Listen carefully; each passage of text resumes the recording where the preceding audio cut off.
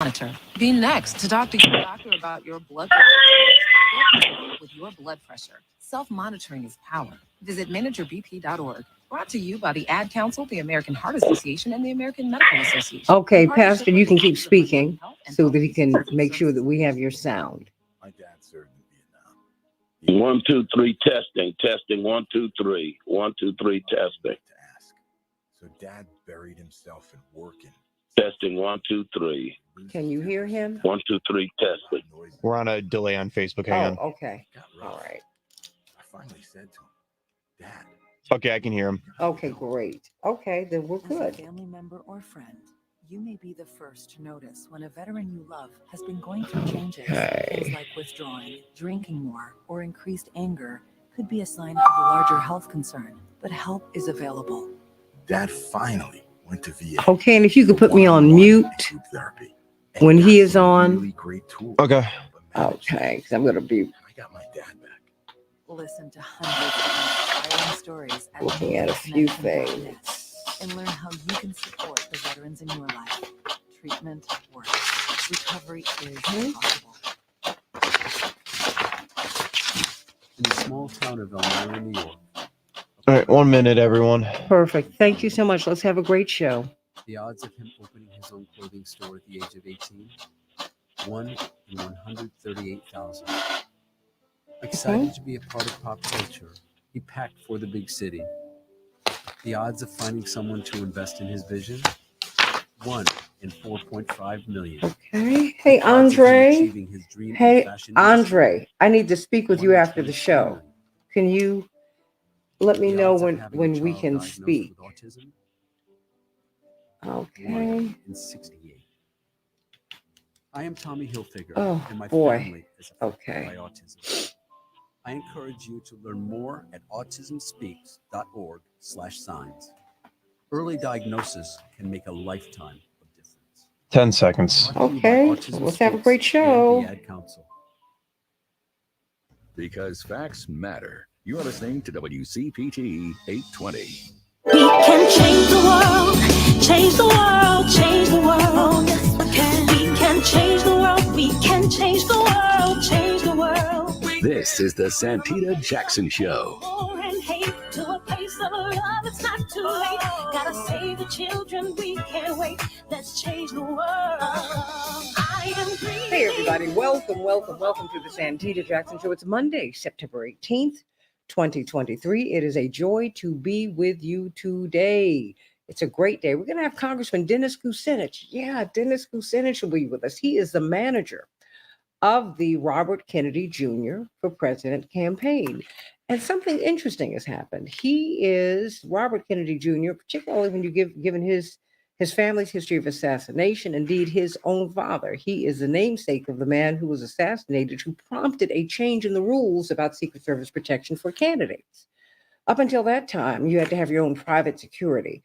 But after the assassination of Robert Kennedy, presidential candidates were extended Secret Service protection. And in extraordinary circumstances, you were given protection early. President Obama, even though he did not have the polling numbers, although he did not have what they saw as extraordinary threats, more than 550 days before the election, he was given protection. However, with Reverend Jesse Jackson, because of the extraordinary number of threats against him and because of the credibility, because they were quite serious and they were quite vocal, the first time he ran, he got his Secret Service protection 362 days before the election. At that time, that was the earliest that had happened in history. So let's talk about why, for the first time since these new rules have been put in place, Robert Kennedy is being denied Secret Service protection. It's something that, and particularly since there was an armed man posing as a U.S. Marshal who was at his campaign event this past Saturday, posing as U.S. Marshal, and he has asked for protection. And so far, the Biden administration has refused. What do you think about that? The latest on the UAW strike from Dr. Julian Malveaux. It seems that electric vehicles are the rub. With the making of electric vehicles, you'll be using batteries, so you won't need all the widgets that make gas-driven cars go. So a lot of people will lose their jobs. What's really going on? What are some of the issues involved in the strike? So I want you to call me at WCPT 820, the nation's largest progressive talk radio station, and AM 950 radio, the voice of progressive Minnesota. Call me today at 773-763-9278, 773-763 WCPT. Let's get to some of these headlines. Okay, the UAW president, Sean Fain, rejected a 21% pay increase offer from Stellantis, which was Chrysler. He called the offer from the Jeep's parent company a no-go yesterday. The union met with Ford and GM Saturday, and they resumed bargaining with Stellantis today. 6 House Republicans proposed a deal to avert a government shutdown. The deal proposed yesterday would fund the government until October 31st and trigger a 1% cut to the federal budget. Donald Trump called a 6-week abortion ban a terrible mistake. The former president criticized a Florida abortion law signed by a top rival for the nomination, that is Governor Ron DeSantis. In an interview aired yesterday, he said he wouldn't sign federal legislation banning abortion at 15 weeks, but would negotiate with Democrats on the issue. The death toll from the Maui wildfires was lowered to 97. Why? More precise testing of human remains by military experts. The count updated Friday is still not finalized, but previously stood at 115 deaths. But if you talk to Mauians, they are also looking for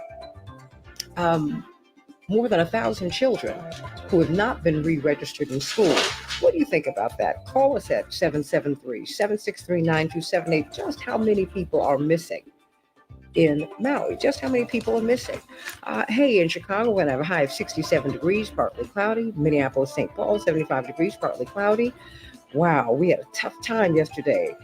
The Bears are 0-2, everybody. The Buccaneers got them 27-17. And the Chargers will be playing the Vikings next week. Remember, they just played the Vikings just a few days ago. In Major League Baseball, the Twins shut out the White Sox 4-0. The Diamondbacks bested the Cubs 6-2. In the WNBA playoffs, the Sky are out. Oh, they were champions, but they'll always be champions in my heart. But they were outed. They were just ousted by the Aces, 92-70 in the best of 2 playoff. The Lynx, well, they're having better luck. They are tied with the Sun, and they won yesterday, 82-75. Those are just some of the headlines on the Santita Jackson Show. We have got the anointed, the brilliant. Indeed, he's doing so much great work in Chicago and around the country and the world in ministry, helping our young people. The pastor of the New Mount Pilgrim Baptist Church, indeed, the creator of the Ma'afa Redemption Project. Of course, our own Dwight McKee is the dean of that project.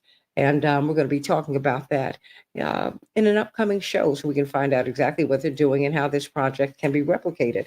Pastor Marshall Hatch, what's on your mind today? What's the good news? Sending my love to your beautiful family. Good morning. How are you today? Always a joy to hear your voice.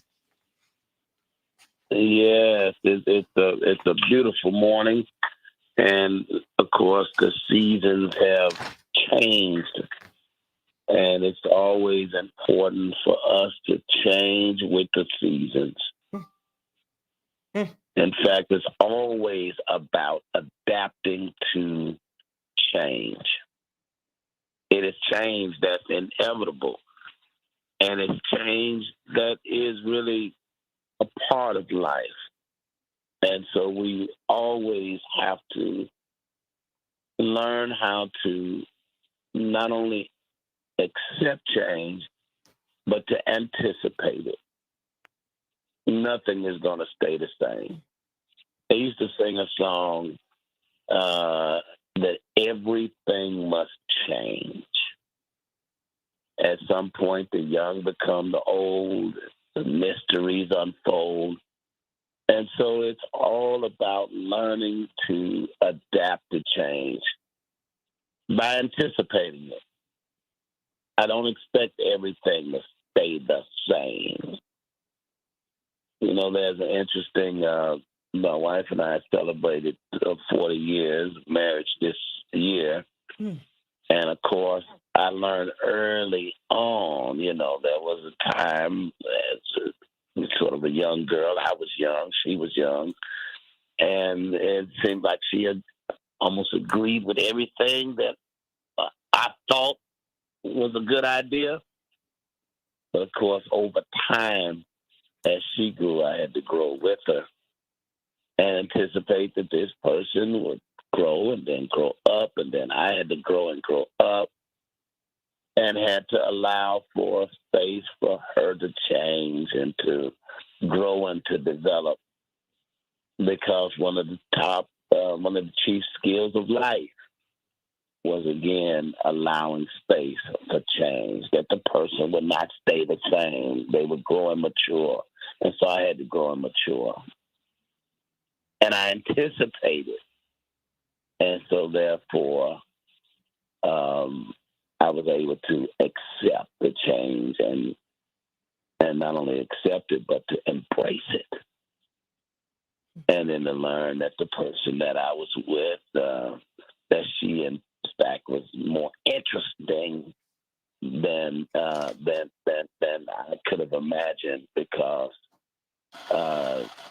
she was grow and develop. And so that's part of what you want to do as a person. You want to anticipate change. You want to embrace it. You want to grow with it. And you ultimately want to see that change as a place of improvement, that you grow with it. And so I found just that's one of the great living life skills of life, is to anticipate, to grow, to develop, to embrace. And so as we embark on this day, we look outside and we notice that the air is crisper, that the fall indeed is coming in a few days, that the leaves are going to change and fall from trees, those of us here in the Midwest, and that as the seasons change, we're going to have to adapt and adjust and pull out winter clothes. And those of us that live in places like Chicago, at some point, it's going to be the drastic from hot to cold. We'll have to bring out a new wardrobe, our winter clothing. And so it's all about adapting to new seasons of change. Amen. I think that our country, I think our country's changing and in a different season. And so it's that new sort of place of where we are in history that we also begin to change as well. And thank you very much. But that can be so hard to do. I mean, we resist that. We say that we want something different, and yet we continue to embrace the old while the world keeps going on, And I thank you for that. Because, I went to my parents' homecoming with them years ago. My brothers, Jesse and Johnny, were playing. They were freshmen at North Carolina A&T, and I was a student at Howard. And what was interesting was all these people were walking up to them. Hey, JB, that was my mother's nickname in college. Jesse, hey, man, what's going on? And I looked at them because I was like, well, maybe these were their teachers. No, they were their classmates, and they looked so much older. I remember going back to the hotel and asking my father about that. He said, baby, you've got to remain current.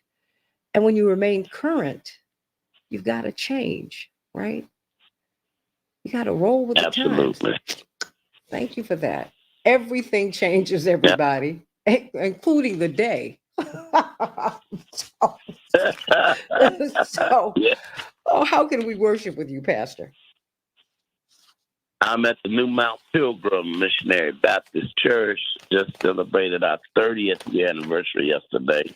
And we're at 4301 West Washington Boulevard in Chicago on the Great West Side. Our service is at 10 o'clock on Sundays. We love it. And you've got to go there because not only is he a brilliant preacher, as is his son, it's a beautiful cathedral. And it is a monument to civil rights martyrs. Indeed, the largest stained glass representations of American civil rights martyrs in the world are in that cathedral. You owe it to yourself to make that part of your tour schedule. And stop by and give them a love offering because they're doing great work at that church. I love you, Pastor Hatch. Love you too, Santita. I'm going to be And have calling a you. super blessed morning. I'm going to be calling you this week because we got to talk about this UAW strike. I know it's impacting you. One of the biggest plants that in the Ford system is here in Chicago. And so we need to talk about that because a lot of people are striking right here in Chicago. And I know that you would love to weigh in on that discussion, and we're going to do that. Love you, Pastor Marshall Hatch. Absolutely. All right. Love you. Have a good one. You too, of the New Mount Pilgrim Missionary Baptist Church. Oh, I just got a heartbreaking call from Dennis, who said she's not going to be with us today. He's going to be with us in the coming days. He, of course, has to go to Los Angeles because there's a lot going on with security. But we're going to be talking about that. I want to know, what do you think about the constant refusal of the Biden administration? They refuse to give Robert Kennedy Secret Service protection. What do you think about that? Call me at 773-763-9278. Dr. Shanina Knighton, how are you? I'm doing pretty good. How are you? I am doing well. What is on your mind today? There's so much happening. So many shots that you got to take. It's a change in the seasons. You don't quite know how to dress. It's 60 degrees one day. It's 80 the next day. It's still 60 degrees inside of the buildings. I mean, got to wear a coat inside. Yeah. But what's on your mind today?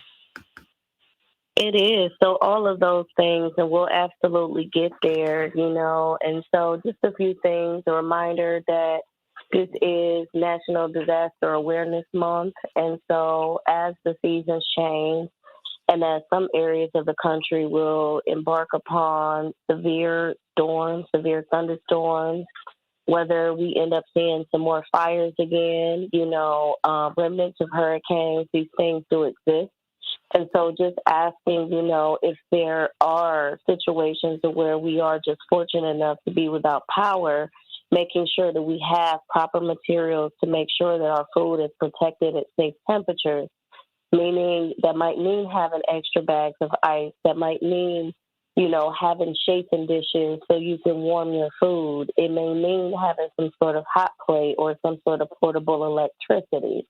It may mean actually having, some of the rotary dial radios and flashlights just to make sure that you can communicate and understand what's going on the radio.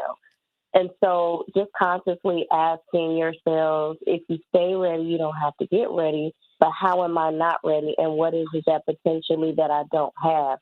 Meaning, did my child use the last of the batteries for their video game controllers?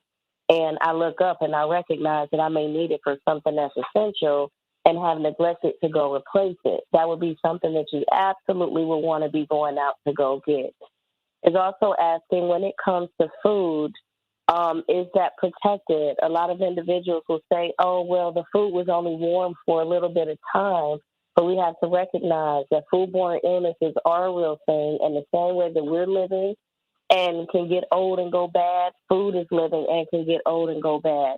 And especially if it's not at the right temperature. So similarly to how our bodies have to stay at that 96.5 or in that range in order for us to stay at a place of homeostasis, is the same way that our food has to be in order for it to be palatable. And so oftentimes people, to not waste food, will forget that their food temperature is important and say that just because it's only been at a certain temperature for a certain period of time is still safe.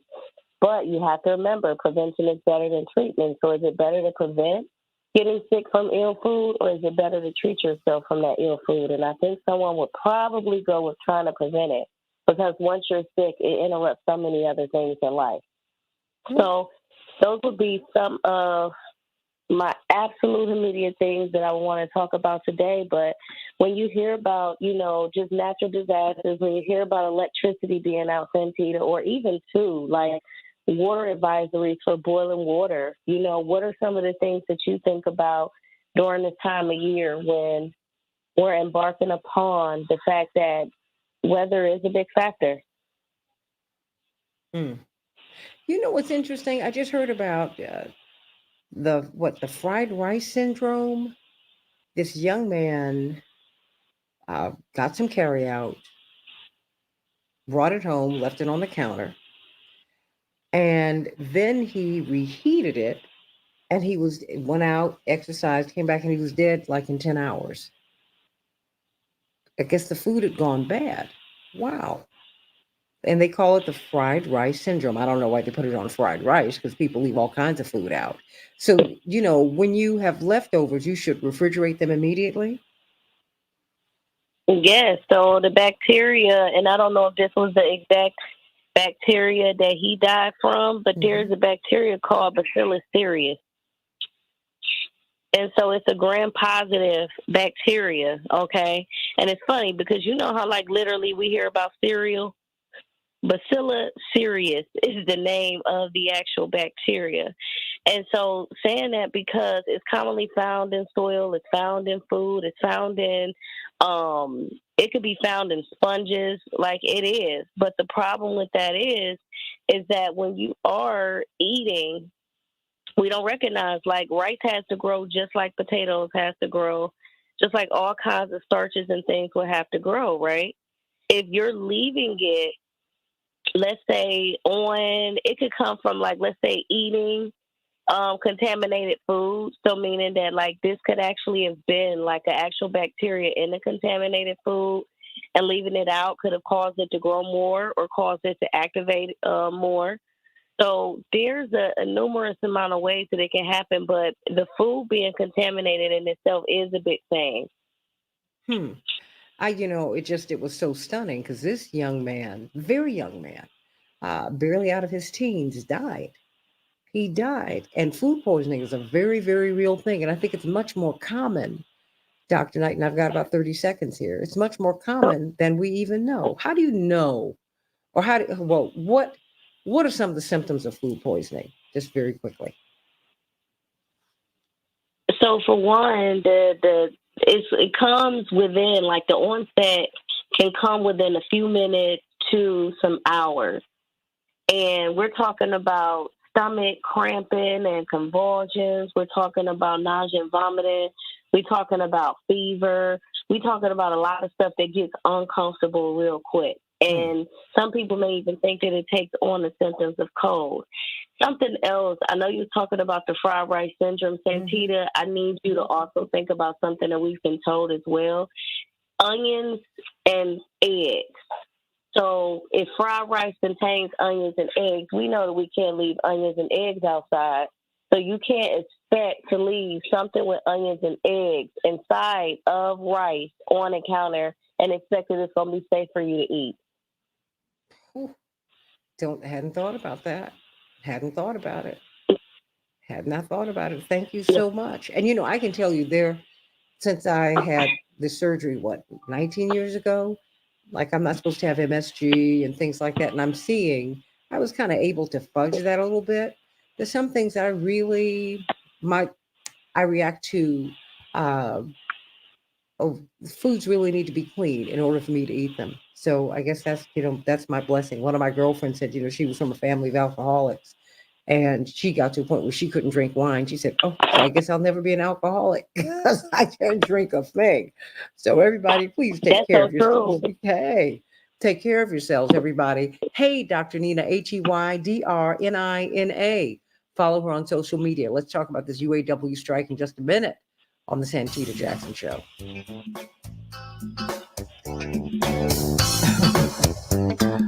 I hear you, Ashley, cleaning out my refrigerator right now. That's what Ashley's saying down in Tennessee. I'm not mad at you. Because guess what? You better. You don't want to get sick. So how you doing, Dr. Knighton? I'm doing pretty good. How are you? Ooh, I'm on my way to New York. I will meet Dr. Deborah Holden tomorrow. Can you believe it? Can you believe it? That's amazing. Make sure you give her a big hug and a big kiss for me. Oh, girl, you know that. You know we're going to talk about you in a good way. Oh, that's so awesome. Yeah, I'm so happy that things is going well for her up there. She said she absolutely, absolutely loves her job, and I just think that that's phenomenal. Isn't that a wonderful thing? That is a wonderful thing. Yeah, she said she's in sync now, like she's rolling and everything is just going great and how it needs to go. So, I love to hear things like that. Oh, me too. Me too. I'm so happy for her. I don't know what to do. Yes, but it's crazy because you was mentioning like how as you get older, like certain things you might have been tolerating, like let's say the pain or like, and that's the thing, like, and it comes down to really choosing your body first because we'll tolerate pain, we'll tolerate abdominal cramping, right? We'll say, Sending Dr. Malvo through. time I eat this, then my stomach start feeling like this, but yet we still keep eating it. As you get older, you don't want to feel that discomfort no more. So you just say, I'm going to just eliminate the food because it just don't work. This particular thing just don't work for me. And so you're absolutely right. No, if something doesn't feel good, I'm not eating it. I just exactly. The discomfort is not worth it to me. I've never been that way. I'm like, oh wow. I remember reading in a magazine they were saying that my father ate because I was in college, I wasn't living with my parents anymore. Dr. Malvo, how you doing? I'm great. How are you? Great. Got Dr. Shanina Knight in here. We're talking about food-borne illnesses and things like that. And they said that he ate his Raisin Bran with water. I was like, wait, that sounds crazy. And I called my father. I called him that day. I called him I called the office. They passed me through. I was like, Daddy, wait a minute. You eat Raisin Bran with in water? He said, yeah. He said, Daddy loves his raisins. I love my Raisin Bran. I said, but in water, he said, I can't drink milk anymore. He said, and so he just made that switch. I said, okay, so you can't drink milk. He said, and I'm going to have my Raisin Bran, so. Well, he should have just had it dry. I mean, I'm somewhat lactose intolerant. I don't do a lot of ice cream, very rarely. 60 seconds. Dad, when I do it. But I eat Raisin Bran dry because I like raisins too. But he was fine with it. Funny. No, he was fine with it. He liked it. That was fine for him. No, he had it. Dr. Malvo, he did it the way he wanted to do it. He loved it. He was like, that is hilarious. He said, I'm good with this. I was like, this sounds so but this is gross. But food innovation is a real thing, and not everything works. It does not, which is why people have to be cautious when new stuff comes out on the market. And you like, I ain't never heard of this before, but then they telling you it's healthier, and it's like you really don't know. But I was the same way. I was so happy when, there was a such thing as, let's say, an almond milk and an oat milk and all of these other things that came out. But I recognized that I got a bad reaction to something called 10 seconds. Well, just be careful, and the thing is, it's the pain is letting you know something is wrong, y'all. So just let it go. Stand up. Change the world, change the world. We can change the world, we can change the world, change the world. This is the Santita Jackson Show. To a place of love, it's not too late. Gotta save the children, we can't wait. Let's change the world. Hey everybody, welcome back to the Santita Jackson Show. At the top of the hour, we're going to be talking about an apparent assassination attempt against Robert Kennedy Jr. And he's still being denied Secret Service protection, although he's met every threshold for it. This is the first time since the rules are changed, and the rules are changed because of his father's assassination. There was a time when you ran for president, you did not get Secret Service protection until you won the nomination. But after the Robert Kennedy assassination, those rules were changed. He is now polling between 15 and 20%. And so he meets all of the thresholds, but they're refusing to give him Secret Service protection, particularly which is extraordinary, given his family's history of assassination. They have been targets for a long time. I don't understand it. And I want to know what your thoughts are. But let's talk about this UAW strike, because it is a really, really big deal. It's a targeted strike at this time. It's almost 150,000 workers, but the 21% pay increase that Stellantis offered the UAW, uh, the president, Sean Fain, turned it down. He said, that's not enough. He said, that's not going to work. So I want to know what your thoughts are. What are your thoughts about this strike? And what about the electric vehicles? There will be fewer workers needed when they move to electric vehicles. And of course, the big three are saying, look, we have taken all of our profits, the profits that we didn't give to the CEOs anyway. We're investing it in research and technology. But whoa, what is going on here? So first of all, where are we with this strike? Dr. Julianne Malveaux, brilliant economist, president emeritus of the Bennett College for Women. Boy, what a storied career you've had. And of course, author and lecturer. And of course, your radio show is on when? It will be on at 9 a.m. Eastern Time, so just a bit, hour and a half from now. WPFWFM.org is how you can live stream it and listen. And I'm going to be talking about those poverty numbers today, Santita, and also about Congressional Black Caucus and some of the things that are going to be going on there. Okay. But back to the strike. Girl, the offers that have been made are absurd as far as I'm concerned. The union asked for 40, they're giving them half. That's not meeting them halfway. If these auto manufacturers want to show good faith, they should be offering 25, 30. I mean, they don't have to do the whole 40. This is collective bargaining, which means you're not guaranteed anything. But the contempt with which the auto manufacturers have shown the workers gives the union president the opportunity. It gives him a platform. And the way that they've been doing these selected strikes at selected plants means the companies don't know what the union's going to do. And that's a good way to deal with it. Keep them off balance so that we can get to some kind of resolution sooner rather than later. Hold on one second. Why is that smart? Well, how does that keep them off balance? By saying, I'm going to go to Missouri, I'm going to go to Michigan. I mean, are they going to float the strike, or we just don't know? How does it keep keep the big three off balance? Because they don't know where they're going next. Because they can go anywhere next. They can continue where they are. They can move to other places. I'm sure they've done their research, which I haven't done, but they know which plants are producing what and where those things are needed in the supply chain.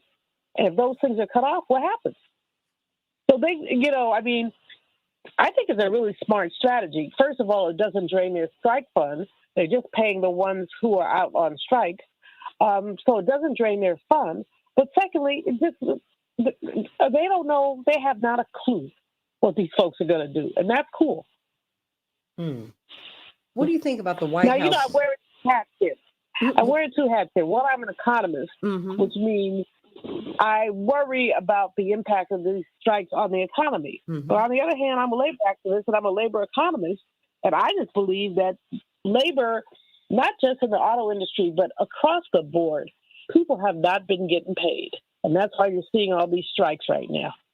People have not been getting paid. And people have used COVID as an excuse. They're going to call it Striketober, right? I mean, what do you think is spurring all of this? Record profits. You see it on, look at Wall Street. You see record profits, you stock prices. And unions saying, but we ain't got ours. Excuse my ebonics, but we ain't got ours. And so you've got the profits, the productivity is there, but you don't see basically anything for the union and so for the workers. And so the workers are upset. Otherwise, folks just don't go on strike. There has to be a strike vote. A majority of the union members, and usually union leaders like to get 70, 80%. But a majority of the members have to say, we agree on a strike. And when they're saying they agree that they're not going to get paid. They're agreeing that they're not going to be well treated by the company. They agree that, if they're making whatever they're making a week, that they're only going to get $500. And so that's a financial sacrifice. Going on strike is a financial sacrifice. Mr. Fain, the head of the union, he can't just jump out. Sean Fain can't just jump out because he wants to. The workers are propelling him to do this. What about electric vehicles? I mean, because the big three are saying we are looking at Tesla and we're looking at these overseas companies that are rolling out these electric vehicles, which they're really making a push on, electric vehicles, that is non-gas powered vehicles. And they're saying, the big three are saying, look, we've got to make the switch over to EV, electric vehicles. And the union are trying to, they're saying, okay, so what is that going to mean for the workforce? Because batteries, the manufacturing of batteries, means that you're going to need fewer workers. Do you see us completely phasing out of gas fueled cars and just moving to electric cars? And how will this impact the workforce? Well, first of all, there is a likelihood that there will be at least a majority shift. But, people keep cars, some people keep cars 20 years. And so if you bought a new gas-powered vehicle this year, you were probably hoping to keep it for at least 5 or 6 years. So the switchover is going to be gradual, but there will be a switchover. It will not be 100%. It may be 60%, 70% as time goes on. And it's right. It is cheaper to manufacture an EV than to manufacture a gas-powered car. So there will be fewer workers. I hope, I haven't seen all of what the unions are proposing, but I am hoping that they propose some education and skill training for workers to be part of the new manufacturing base. And certainly, I know that some of our community colleges have automotive majors that allow folks to do training. So I'm hoping that's happening as well. At the same time, there will be fewer workers. So the question is, how do we shift these workers? And this has happened, I don't know how many times in our economy before, where we've had to look at shifting workers, retraining workers, phasing some workers out, especially those who are of retirement age. So we've been down this path before. It's not the end of the world. The question is whether the company is operating as profit maximizers as opposed to people maximizers. Because a company can do a lot of things to ease this transition, but it seems to me what they're saying is the transition is happening and forget y'all. That's what it sounds like to me. And that's not good. And so what about a smaller workforce? I mean, what will that mean for the unions? I mean, because Sean Fain said, we will not let the EV industry be built on the backs of workers making poverty wages while the CEOs line their pockets with government subsidies. Because, the government and these workers' tax dollars saved this industry once again, like they didn't, like we did in this, like our parents' monies did in the 70s. Well, it will be, in the long run, you can't stop technology. What you can do is make technology easier to manage. So Sean Fain can fuss all he wants to. Change, the only thing you can count on, Santita, is change. It's literally the only thing you can count on. And so it will evolve. And the challenge for the union is going to be, how do you participate productively in the evolution? What can you do to make sure the evolution is smooth, to make sure that the evolution is not disruptive to workers? And it doesn't have to be. But what are the manufacturers doing to cooperate with labor to be forward thinking?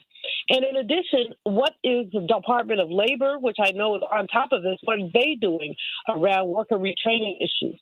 And of course, then, because if the Department of Labor takes a strong position about how this needs to happen, they can facilitate some of the training.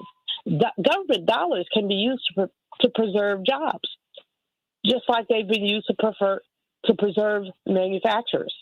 So there are possibilities, but right now the short run issue is resolving the strike. The longer run issue, of course, is what does auto industry 3.0 really look like I'd say in 2025, 2026, as more and more electric vehicles are being manufactured. Now, here's the other thing, Santita. They can manufacture them, but if we don't buy them, they've just manufactured them. So, you know, I don't know what people's taste is for the electric vehicles. I know I have friends who have Teslas. I'm currently carless, I've been told.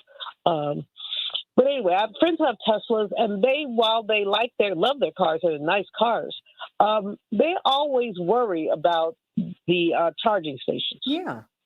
They always worry about whether or not there's going to be one. They curtail sometimes there. I know one family has both a Tesla and I think they have some kind of a Lexus gas-powered car. And when they go up and down the California coast, they drive the car that uses the gas. You know? Okay. And they're very mindful about that. They're like, no, we don't want to. And they acknowledge it's not that hard. It's not that bad. It's not that hard. But it also, depending on the range of your vehicle, you may have to hang out for half an hour to get the car, fully charged up. And if you're on a road trip, you don't really want to hang out half an hour.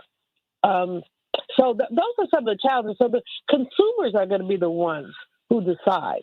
But I will say this, the younger generation is far more environmentally aware than our generation is. They really, really are. It's amazing. I don't have an auto for any number of reasons. Somebody crashed my old car, and I didn't have a car in L.A. And I was talking to my godchild, who's 26, about getting a new car. He says, you don't need a car. And he gave me the argument. He said, he had all these arguments why I did not need a car and that they were a waste. He said, it's an environmental drain. And, I never quite had that conversation before. I know that he's more environmentally aware than I am. But what the auto manufacturers have going for themselves is this very environmentally aware generation, I think Gen Z, who are extremely acutely environmentally aware. But that still doesn't mean that the shift will be immediate.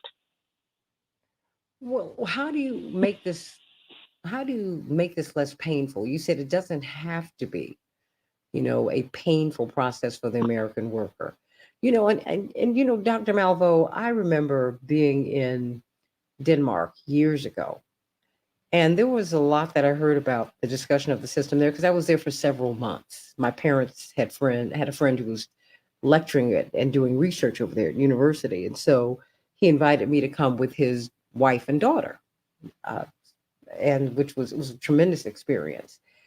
And I heard about healthcare. They said as soon as you land in Denmark, you are covered by the healthcare system. Now I'm 14. What does that mean to me?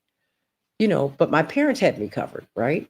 And but that is a big deal. But also when people lost their jobs or when they wanted to get another job, they could go in for retraining, Dr. Malvo. But this is 40 years ago. They could be retrained. And we don't think about that here. Well, that's why I mentioned the Department of Labor that has their pulse on what the jobs of the future will be. They produce something called the Occupational Outlook, which basically lists what jobs are going to be in demand, what people are going to need. Last time I looked at it, which a couple of years ago, the most jobs in most demand were in the health fields, both physicians, but also some of the ancillary fields that lead into health. So the Department of Labor could take a role and probably will take a role in looking at retraining and what their role is. The community college sector, as you know, has been very heavily supported by President Biden because First Lady Jill Biden, Dr. Jill Biden, is indeed a community college professor. And that's where a lot of training takes place. Community colleges are affordable and they're accessible. There are over 100 of them. I think it's 130. I'm not sure the number in the California community college system, but other states have equally robust community college systems. So that's where we need to be thinking. The Department of Labor I mean, if I were Secretary of Labor in the wake of this strike, I'd be calling some kind of a conference or convening with people to talk about how do we make this easy? Again, change is inevitable. You can shout and holler all you want about change. You don't like it, but it's still going to happen. So the issue is not whether it's going to happen or not, it's how to manage it in a way that is least disruptive. How do you think, how do you see this strike playing out? I mean, do you see this lasting a long time? There's a news report on NBC News that says today the White House is sending out a team to help negotiate an end to this strike. This is something that they would like to get off the table ASAP. And I think that the union I think they're going to dig in their heels because they were asked by President Obama in 2008 and 2009 to give up cost of living increases, to give up, their pensions in order to save these companies. And those, what they gave up was never restored to them. So I think that there is a diminished trust in the government now. So, I mean, where do you see this going? I suspect that they'll be out for a while, but I don't think they'll be out for more than a month. I respect and admire the thinking of Sean Fain, and expect to see probably next week and maybe even sooner if there's no progress, some other plants being struck. So I expect workers to walk out in 2 or 3 other plants.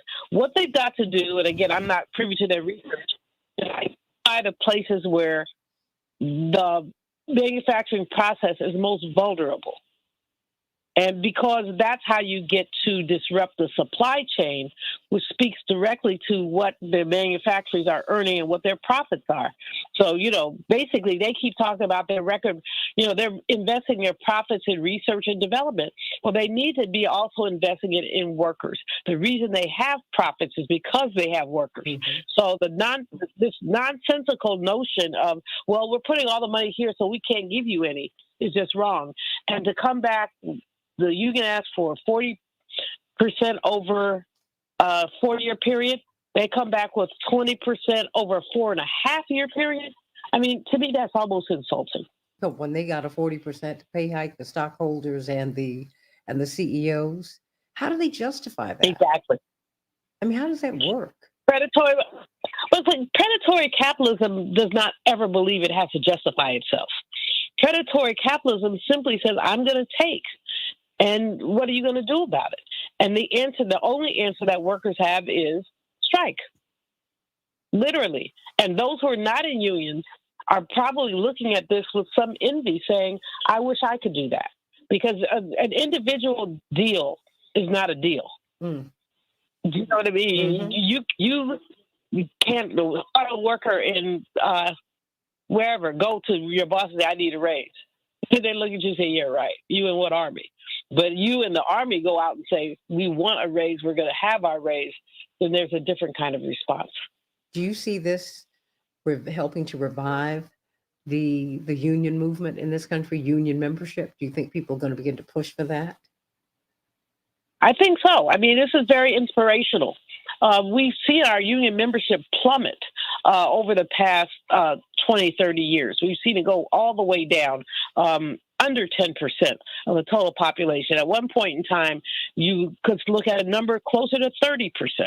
I think that what we see, white-collar workers who often don't think of themselves as workers, looking at unionizing.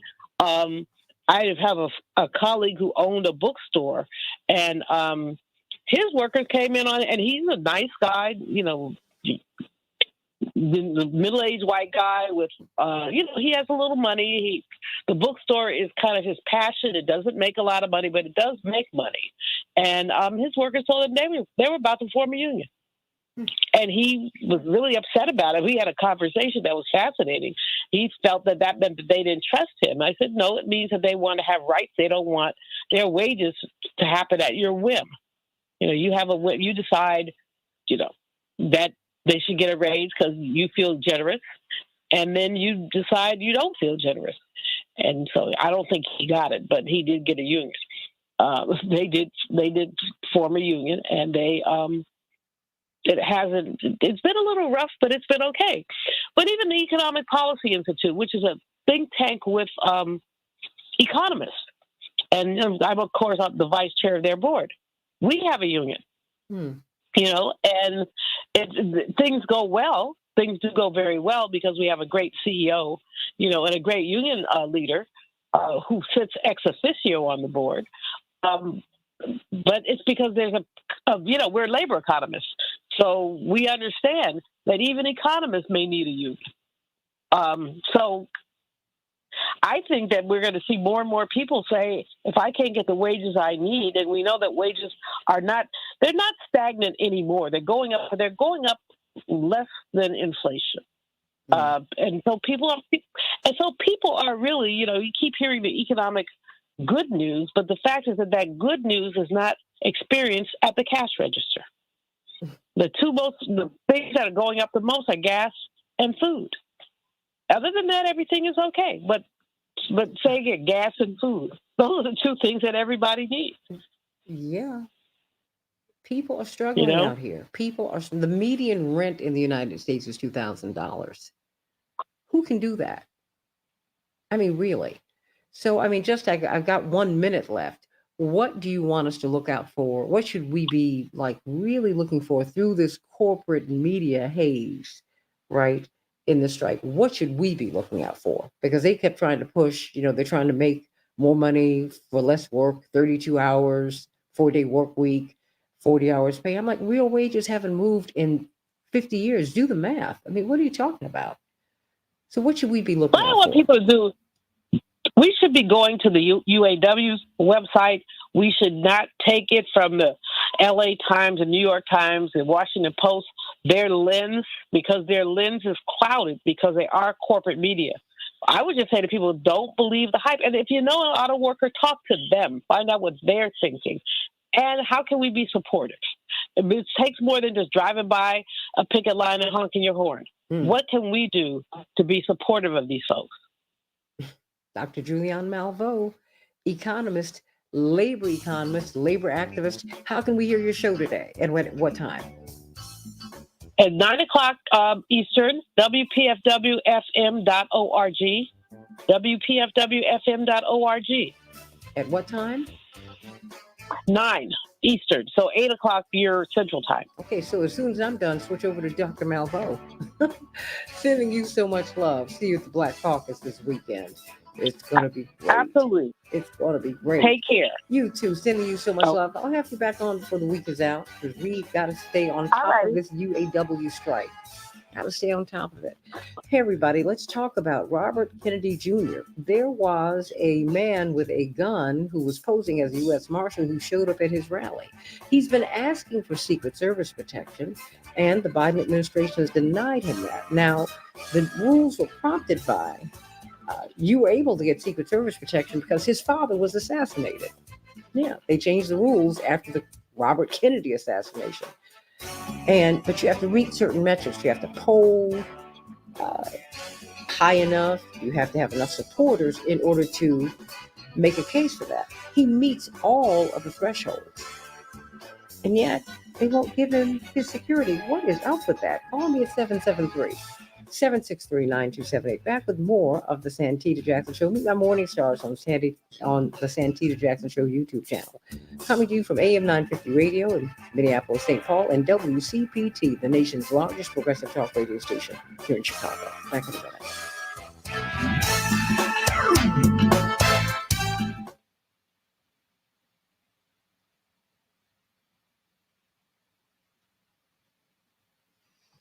Okay. All right, everybody.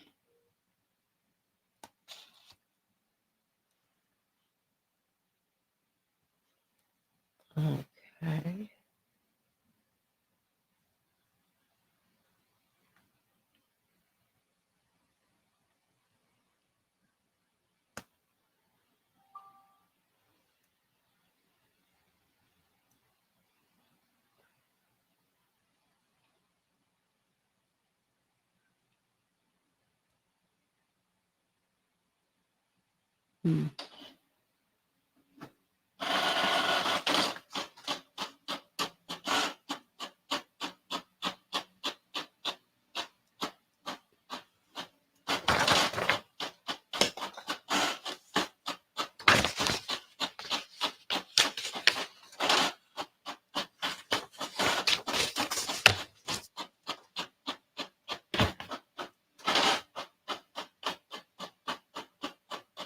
How are you all doing?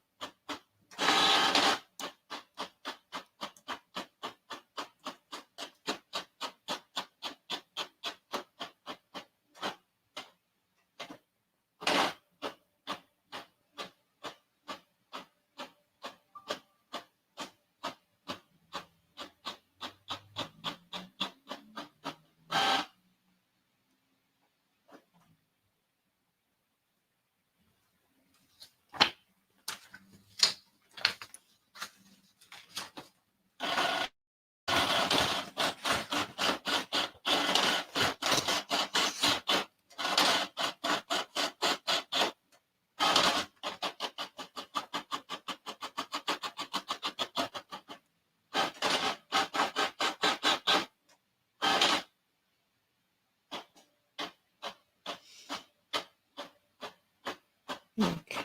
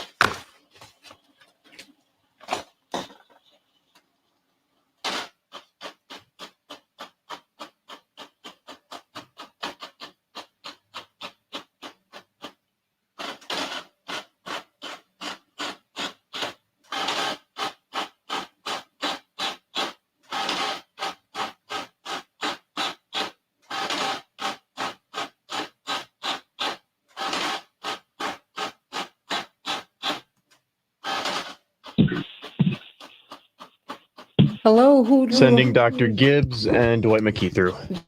Dr. Gibbs? Good morning, Santita. Hi, how are you? I'm well. Unfortunately, Dennis is not going to be with us this morning. He has got to go to Los Angeles, of Oh, course, what pity. which is where Robert Kennedy is. He's going to be with us later on in the week. Yes. But Yes, I understand. you know, he's very eager to speak to this audience because I think this is a very serious issue, quite frankly, which goes to so much of Certainly what we've been. I mean, can you believe it? No president has ever turned down this kind of request before. And unlike Obama, who got his Secret Service protection 551 days before the election, up until that point, Reverend Jackson had gotten the earliest Secret Service protection at 362 days because he was polling, because he was actually polling high enough, and there were so many credible threats that Donald Reagan was head of the Department of Treasury, and President Reagan said, you know, he needs protection. But it's interesting, Obama was not polling at all. And they gave him his protection 551 days before. I'm not mad about that. But I'm just saying this man is polling, and now you've got, I mean, he's just such a target to me. I'm like, are you guys serious? Oh. it is quite striking. I agree. It seems like a very politicized decision. It's based more on sort of political interest, I guess, than national security and in the sense of doing what's right. So it's it reflects badly. I have to say, it reflects badly on the Biden campaign. No president has ever turned down this kind of request before. No. And I just, Dwight, you there? I'm here. So what do you think? Well, we'll be on in a hot second, but I will explain because, Congressman Kucinich and I are very dear friends. And in fact, he's the only candidate outside of my father I've campaigned for president. So that's my guy. That's my guy. Then he left the campaign so early. I was like, oh no, Dennis. He said, well, I'm gonna, give everyone, I'm giving everything to Obama. I said, I'm not ready for that yet. I said, I want you to debate. Bless his heart. He's a wonderful 60 seconds, being. everyone. Stand by, everybody. And who else do we have? Dr. Yuri? No, I called him twice. He didn't pick up, so I'll try him again in a few minutes. Okay, no worries. We are good. So let me grab this.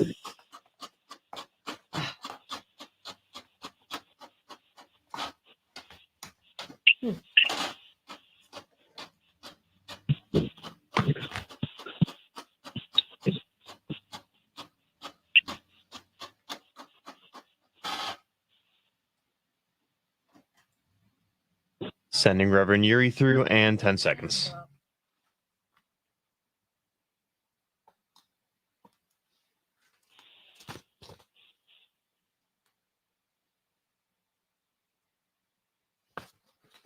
We can change the world, change the world, change the world. Oh, yes, we can. We can change the world, we can change the world, change the world. This is the Santita Jackson Show. War and hate to a place of love, it's not too late.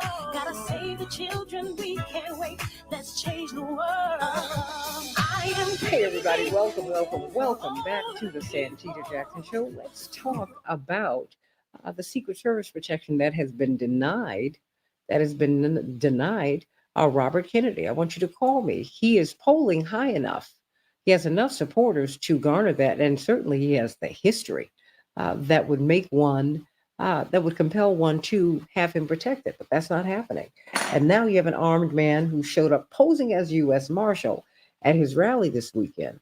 I want you to call me at 773-763-9278. Let me know what your thoughts are. 773-763-9278. We were going to have his campaign manager, Dennis Kucinich, with us, but he actually has to go to Los Angeles, which is where Robert Kennedy is. He's getting on a plane right now.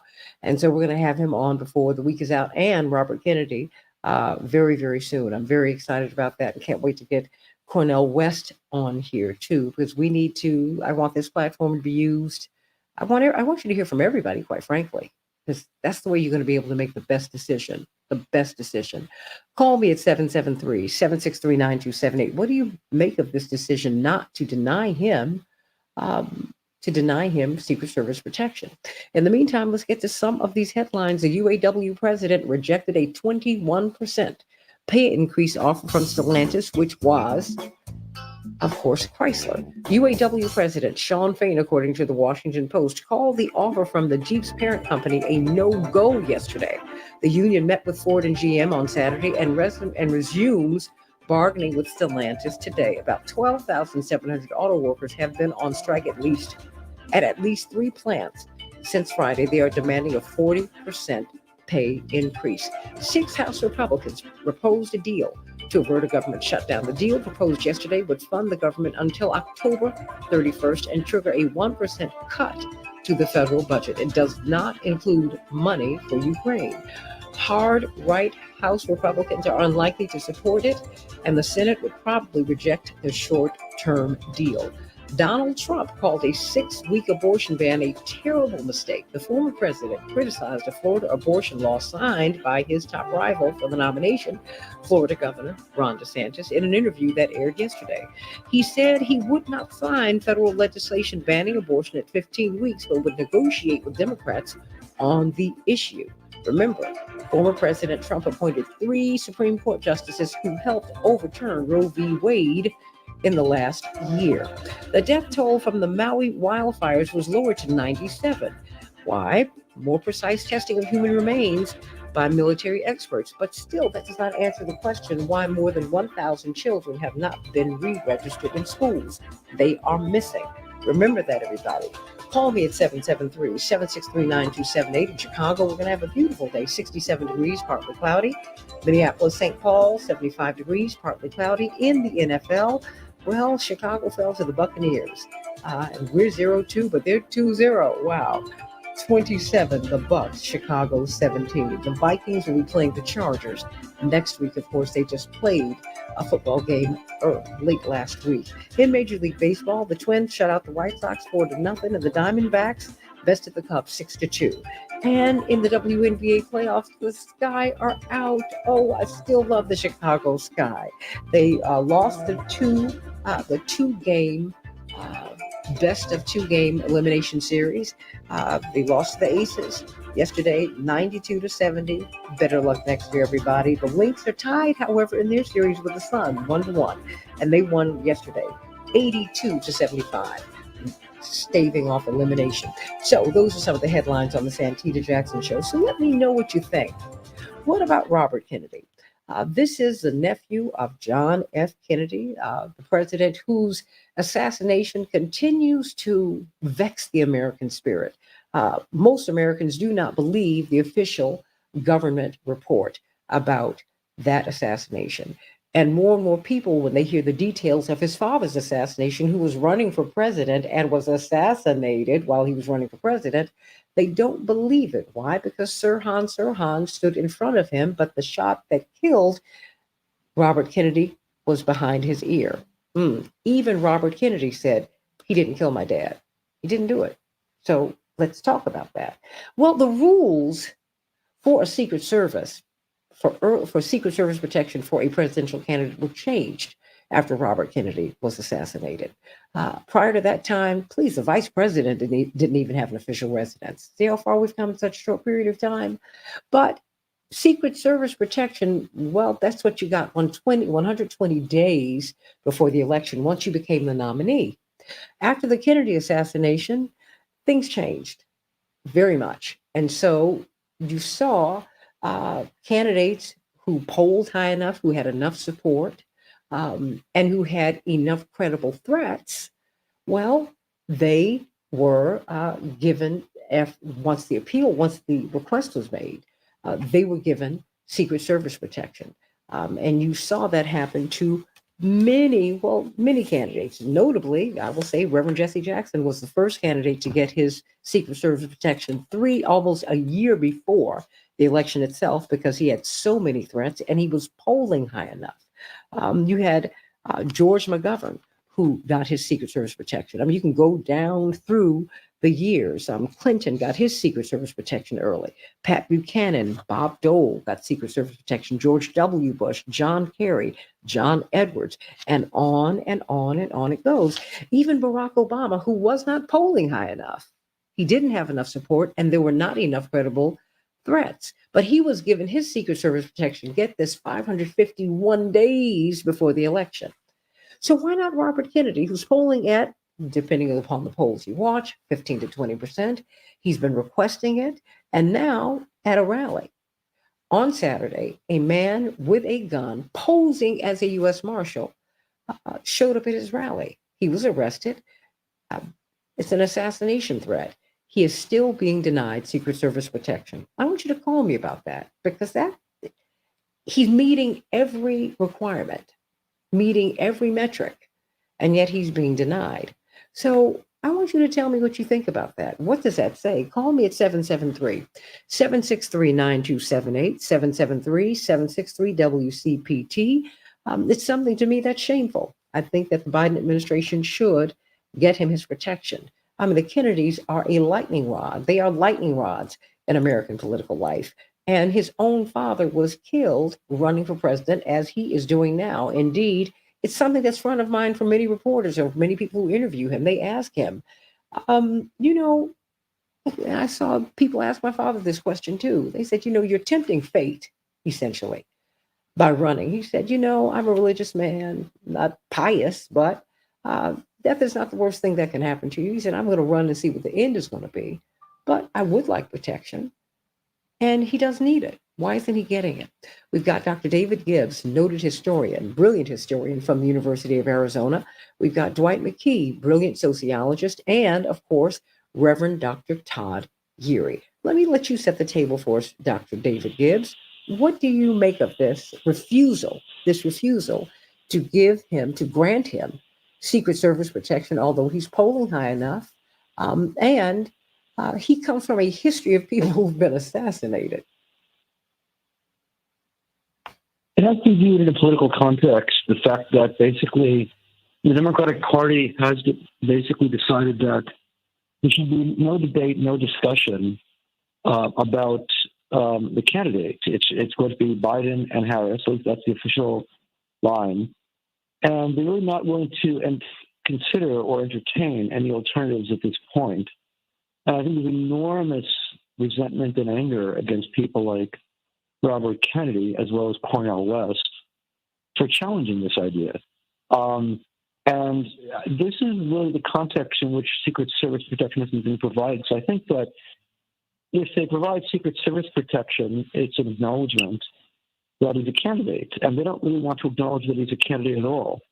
And, he's just some outlier, some crazy outlier, who can be ignored. And if you give him Secret Service protection, that's not fully ignoring him. Now, this comes at a price, which is that it very likely endangers the safety of Robert Kennedy. And, as we all know, the Kennedy family has a long and, regrettable history with regard to political violence, including his father, of course, as well as his uncle. And, so this is really something of I would say maybe a morally questionable determination on the part of the Democratic Party. But nevertheless, that's the determination they've made. And they want to sacrifice the reasonable security that RFK reasonably is entitled to, and they're willing to basically dismiss that in the interest of political expediency. Reverend Dr. Yuri. Well, good morning, Santita, and to your guests. The more this discussion goes on, it seems like there's this toying with the calendar threshold and this controlling of a narrative of who gets validated as a legitimate candidate. I think it's this it's the most curious thing, because when you look at the protocol, if Secret Service protection is granted more than a year before the campaign, there's certain assessments of threats and consultations with committee members who are made up of members of Congress. And I'm not sure how much of a threat assessment you need other than a guy with a gun at a rally posing to be a law enforcement officer, right? I'm not sure what else you need other than that. And so, but if that doesn't, for lack of a better term, trigger the assignment of Secret Service protections, I'm not sure, short of an actual assault on a candidate, in this case, Robert Kennedy Jr., is going to do it. And in that sense, it might be too late. Then you're having a different conversation. You're trying to put the rabbit back in the hat after the trick is over. And so I think part of this challenge has to be making sure that whatever the process is, that you're maintaining a credible application of it. And in this sense, there is no credible application. If there has not been a reasonable threat assessment, there's a credible threat. We have it here, man with a gun is at a rally. Rallies are going to become more frequent. And, oh, by the way, we are only, we're less than 60 days away from that, that pivotal threshold of being a year before the election. And in some instances, less than that, because you have early voting in many of the states. I'm not sure what the issue is, other than trying to affect the imagery of a candidate having Secret Service protection and the association of validity when somebody sees that. And there's this control that the incumbent president, being of the same party, is not looking to have validated competitors against his interest of trying to get reelected, and then having this imagery that says someone younger, someone more physically capable, someone who has a different set of ideas, who's capturing more of the imagination of the electorate in terms of what might be plausible and possible is going on. I think that's where I have the biggest issue with this. Stop playing with whether or not you get to decide who should be validated as a candidate. This is about safety, and really, it should not be about politics. It is about safety. It's amazing to me. No one who's made this request has been turned down before by an administration since 1968. This is unprecedented. Dwight McKee. Well, I agree both with Uri and with Gibbs. Is that I think that part of this is immature. I think they don't need to look presidential at all.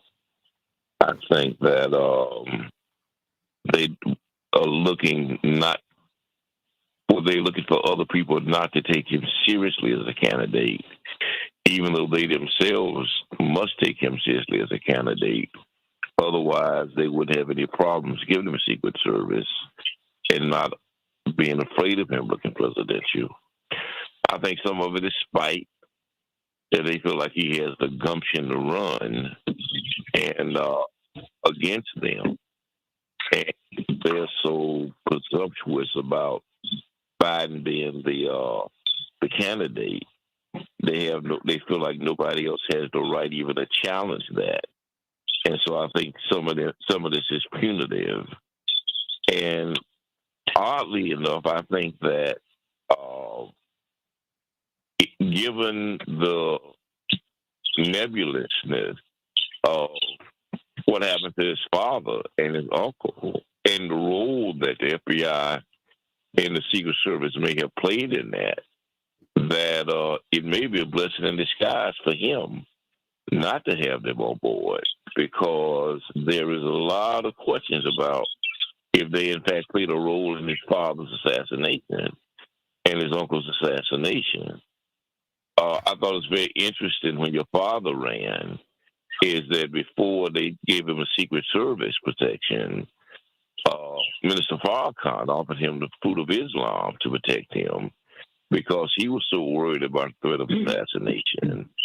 And Brother Kennedy may start have to look for outside protection with a private security company to cover that burden, because I think the threat of assassination for him is very real. Well, he is, as demonstrated by what happened the other day, huh? You're right. He is. He has hired Gavin DeBecker, who is one of the best in the world, and uh, but the thing is, there's something about the Secret Service protection that is very important. I mean, Mr. Farrakhan did offer the Fruit of Islam, and they were my father's protection, in addition to the Black police officers who banded together across the country, the Guardians, and Noble, the National Organization of Black Law Executives. But they had been protecting him because at that time he was the most high-profile Black civil rights leader in the country, and he dealt with threats all the time. And so when he would go into different cities, Black police officers would pick him up from the airport, and they'd be a protective detail until he left. And then you had Marion Barry, which is where we had to go to Washington, D.C. That's where our campaign was based. He turned over his top officers to Reverend. But eventually, and it was rather soon, the Reagan administration, through the Treasury Secretary, then Don Regan, decided to give him his protection early because there were so many threats, and they were so credible. There you have it. But it's interesting to me. I mean, because it seems to me, Dr. Gibbs, that this is it would be an acknowledgement. You're right that he is an actual candidate, that he's a serious candidate. But I think also someone with his history, Dr. Gibbs, I just think it's so irresponsible for him to be denied, for this administration to deny him protection. It's just irresponsible. And it sounds downright mean, Dr. Gibbs. Well, there is a meanness in the atmosphere right now in politics, and I must say, now, it used to be primarily with the Republican Party, but the Democrats are also having a very vindictive tone. And the vindictiveness initially was, it's supporters of Donald Trump, of course, but increasingly it's been turned to anyone who opposes the dominant vision of the party. I see this on so many issues. I mean, Ukraine, they will not tolerate any dissent whatsoever. They have almost kind of a lockstep acceptance. I think that's part of a general mentality in the Democratic Party, which is not a healthy one, which is that there really must be no deviation from the accepted position including the candidates. There should be no democracy, no debate about the candidate, no debates literally among the candidates, and no acknowledgement that other candidates even exist. I think that is the mentality. I think a lot of it is born out of fear, because really there was never any examination of the Democrats' failures that led to Donald Trump. There's a real resistance to doing that, a fierce, almost angry resistance to doing any kind of self-examination. I personally see self-examination as a healthy thing. Openness to self-criticism is a good thing, but I don't think that's the view at all. That's seen as treasonous. And Kennedy represents that kind of self-examination. Let me say I don't agree with Kennedy on a lot of issues. And so there's no way kind of endorsement of him. But nevertheless, he does represent a self-examination. And he raises issues that are simply not being raised in the mainstream of the party, certainly not by Joseph Biden. And, there's a real commitment to sort of keeping the door closed to open discussion. I think that's really part of the issue here. Something else about Kennedy I think that is very worrisome to the Democrats, and he has considerable crossover appeal. He appeals both Democrats, Republicans, and independents. In some ways, a little bit like Bernie Sanders did. I mean, he also was a very hated figure until he basically fully endorsed the Democratic position in 2020. And I think the Democratic Party really doesn't like people who have significant appeal on the other side. Again, that's seen as a form of treason. And Kennedy represents that. And so they're paying him this kind of insult by not giving him the security that by reasonable standards he should be getting. And, this is really, it's somewhat disturbing, again, because it does endanger his life to some degree. And they shouldn't be doing that, but nevertheless they are. And it indicates how a kind of personal vindictiveness has really taken over clear thinking in the Democratic Party. At least that's how I see it. Hey, everybody, call us at 773-763-9278. I want to hear what your thoughts are. Call us at 773-763-WCPT. I don't think that you, Dr. Gibbs, have to endorse Robert Kennedy. I've not endorsed anybody. It's just, I just really try to be fair. Mike Pence just said this weekend that Donald Trump is not a real conservative because he doesn't endorse war. I said, yeah, that's true. So maybe that's the quote pushback on him at this point. You just balls and strikes, just call it. That's all. That's what Coco Gauff was asking for last week at the U.S. Open. She said, I'm not asking for a favor. Since this woman is sitting down during the break, you're not supposed to do that. She's never ready when I serve to her. You're not supposed to do that. Why aren't you calling this ref? And even though I have a point of view as a host, what I never want is for my opinion to stand in the way of what is right and wrong. These other people, certain people that I named, they had a credible threat and they had the polling numbers. Barack Obama didn't even have the polling numbers, but they gave him the protection for a lot of reasons. And I appreciate that. But he wasn't even polling yet. This man's polling. And he has a history. Come on. What's it? 773-763-9278. Back in just a minute.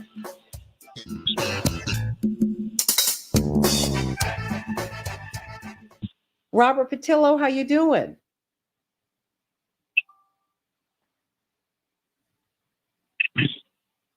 Robert? Hey, good morning. How are you? Good morning. Of course, you're on with Dr. David Gibbs, Dwight McKee, and Reverend Dr. Todd Yeary. How are you this morning? Cannot complain. That's right. Don't. What's the point? Well, we're talking about it, and we're going to get right into it. I'm going to read some of these comments, and I want you all to continue to call me at 773-763-9278. And let's talk about this. What do you think? I don't think you have to endorse any candidate. Look, but then too, when Dr. Gibbs and Robert Yeary Todd Yeary and Robert Patillo and Dwight McKee, I remember the day I came home, I've shared this with you all numerous times. I came home, my mother had some cookies and milk ready for me, which was unusual because she did not believe in all those Snicky snacks. And plus, I was always on a diet anyway. And she said, I want to talk to you because something has happened. I said, okay. She said, the kind of work that your father does is dangerous. And I was about 8. Yeah. She said, well, something happened today that is upsetting. You know, Governor Wallace, and because our parents had historical and political discussions and they included us at the table, Dr. Gibbs. Of course, I knew who Governor George Wallace was. Of course, I knew he was an ardent segregationist. I knew he was a flagrant racist. She said, well, he was shot today. Oh boy, that was like a punch in the gut. So we need to pray for him. She said, but it's a sick society, honey. You know what happened to Dr. King a few years ago. And people, you don't have to agree with them. She said, we need to pray for him because he has a wife, he has some children, he has a family too, just like we do. And they can't be feeling good right now. But this is the kind of society that we're in. We're sick. And when people disagree with folks, they try to kill them. And right now, we're just hoping that he will survive this. But y'all, that's my training. Okay? I'm not trying to hurt anybody. And I just think what they're doing with him is it's wrong. I think it's wrong. And this needs to stop, I think. That's just my thoughts. But here I am. Robert Patillo, we're going to be up in a hot second. I can't wait to hear what you have to say about this. And I will be reading from some of your comments. So let me know what you're thinking.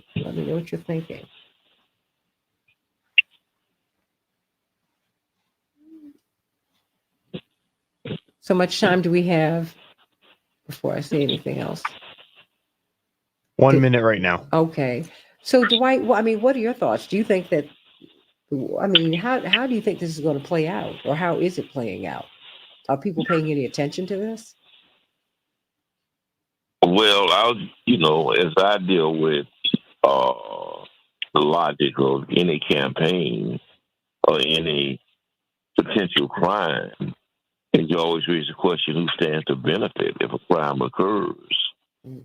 And so I'm not suggesting that they want him assassinated or shot at, but if he is too fearful to run and drop out the campaign, who benefits for that? And if in fact, in a de facto kind of, a real kind of way, somebody comes along and actually assassinates him, 10 seconds, everyone. From that is the benefit. And so that needs to be examined because it's so unusual for them to deny somebody. We can change the world, change the world, change the world. We can change the world, we can change the world, change the world. This is the Santita Jackson Show. War and hate to a place of love, it's not too late. Gotta save the children, we can't wait. Let's change the world. I am breathing. Hey everybody, welcome back to the Santita Jackson Show. Let's talk about the refusal to give Robert Kennedy Jr. Secret Service protection. Given his family's history, his uncle was assassinated, his father was assassinated. The rules indeed were changed to accommodate, as a nod to the dangers that candidates face after his father was assassinated. And so, what do you think about it, everybody? Call me at 773-763-9278. Tracy Lewis says that facts matter. He has to poll about 15% for 30 consecutive days. Robert RFK has been below 15% since June 22nd. He sent a misleading tweet that went viral, and here we are. Well, the fact is that is according to some polls, and with the kind of beating that he's taken in the media, of course you rise and fall. But the fact is, people make exceptions, as I shared with you. An exception was made in the case of then Senator Barack Obama, who was not polling at 15% or near that at all. And he got his protection a year and a half out. Robert Patillo joins Dr. David Gibbs and, of course, Reverend Dr. Todd Geary and Dwight McKee. What do you make of this, Robert Patillo? Well, I've talked to people that I know in the White House on this question, and their argument is that if you waive the rule in this case, it's similar to what happened in the Obama situation, then you're going to have every candidate who's declared or undeclared asking for the same thing. So just as a means of resource allocation, what happens when Vivek Ramaswamy also says that he wants Secret Service protection right now, and Asa Hutchinson on the other side of the aisle, and Chris Christie and et cetera on down the line, that if you start, particularly given the robust nature and voluminous nature of this particular field, that it just simply don't have the resources to do so, and that's why they have to stick by the guidelines and as they are laid out. That is the justification that I've heard and that I somewhat understand. But however, I think that given the nature of RFK Jr.'s family legacy, given the nature of his campaign being very popular among, the Joe Rogans of the world and the internet parts of the political process, and given the nature of what we've seen in America since January 6th, with this rise of right-wing extremism, me and Dwight have talked about for years that during the pandemic, you couldn't buy 9mm or 223 ammo anywhere in this country, and that all then just evaporate into the ether. That's sitting in people's basements. That's out in people's sheds and people's panic rooms, etc. Given all those things, it should be something that the White House should extend to RFK and then give a very specific reason why, as to ameliorate the possibility of other candidates trying to exploit that for their own purposes. And primarily because any argument on the Democratic side of the aisle benefits President Biden at the end of the day. As the prohibitive favorite with the power of incumbency, the biggest problem that he has had in recent months is not being able to break into the news cycle. It's very hard to get the press's attention on anything happening within the administration. We have the kind of spectacle of Trump on the other side of the aisle, but having debates with RFK and Marianne Williamson and Cornel West, being able to get out there in front of the American people and talk about directly your record and what you've achieved, I think that helps the campaign. And what we've seen in the past several months is a recalcitrance on the part of the Democratic Party and the Biden campaign to get out there and make waves. They're simply waiting for the Republican Party to implode upon itself and then to kind of cruise to victory from there. But I don't think that's in the best interest of themselves. I don't think that's in the best interest of the party. So I think you extend the Secret Service protection, and then you actually engage the other campaigns in order to break into the news cycle. There's no reason for President Trump to be facing 91 indictments right now across the country. Will still be leading in the latest CBS poll by a point or two against Joe Biden, and that's primarily because we have not heard about or spoken about what's going on the Democratic side of the aisle, and competition is what helps drive that news cycle and drive attention to the work the administration has been doing. Well, why don't you respond to this, everyone? Attila the Bassist, I'm reading some of the comments. RFK Jr. is a conspiracy theorist and an agent of chaos funded by Steve Bannon. There are interviews where Bannon has discussed this. RFK's job is to steal Democratic votes and to get Trump re-elected. And Chaparral says, I'm not as eloquent as Reverend Urey or Dr. Gibbs. It could be as simple as the government wanting to take him out. We have two examples in his own family, exclamation point. We can also add Dr. King and Malcolm X and so on and so on. So what do you think? Attila the Bassist responded, RFK Jr., just like Williams, he's not a serious candidate. The timing of this threat is awfully convenient. Another Bannon project, most likely. And Bob Smith says, where have I seen this scenario before? Now I remember the 2016 election, where Trump did not get 100% of the GOP support. History repeats itself, and on and on. People have a lot of different opinions about this. What say you, Reverend Dr. Urey? Well, I appreciate the takes on it. I really think the way to answer all of those is to go back to Robert's point. He mentioned something that I think is really, really key. When the sitting president is having a hard time making the news, when he's got a press corps that just sits outside on the lawn waiting for him to sneeze, I think that is very telling of the difficulties he's got with getting his message. So if the counter is that you you have to try to figure out how do you manage your opposition. Remember, even up until the 1 year mark, which is kind of the line of delineation, I think it tells you a lot that when you have private security, it's private security. That means you have to spend money. If spending money affects your competition's ability to really compete, then that's really to the advantage, particularly when you're having a hard time making the news. It really, I get folks' take on what Robert Kennedy's positions may be, along with many of the other candidates out there. That's a different kind of question. But whether or not there's credibility, whether or not there's validity to a request, I think on one hand, there's the pragmatism of do you have enough resources if everybody decides they want to ask, but everybody's not in the same situation. But from a self-preservation standpoint, when you're already underwater against the dude that's got to go to court more than he probably has to go to a campaign rally, you really have a different kind of problem, and it's internal. So how do you kind of keep the noise down from the other distractions? I think you force everybody to have to continue to pay their way until you really have to take it up, because in the meantime, it allows you to claim that you have a pragmatic approach to addressing the problem, but when in reality, you're trying to save yourself from the imagery that you're really not the president. And what would you rather have? The other guy spend a whole lot of money, or have a new guy with Secret Service protection looking presidential, to Big Brother Dwight's point, while you have your predecessor who still gets Secret Service protection even when he goes to turn himself in for these different criminal indictments. And you still can't make the news over and against him. It is an imagery problem, and I think he's really trying to control the pictures more than he's really trying to address the issues. That's just my take on it. But, I'm the popcorn guy. What do I know? Robert Patillo, Tracy says none of what is being said is relevant. He is not eligible for Secret Service protection right now, which is paid for by our tax dollars. He's at 8%. He has been falling in the polls. Not surprising, given either the press has ignored him or they vilified him. That's not surprising. But he does have a history, Robert Patillo.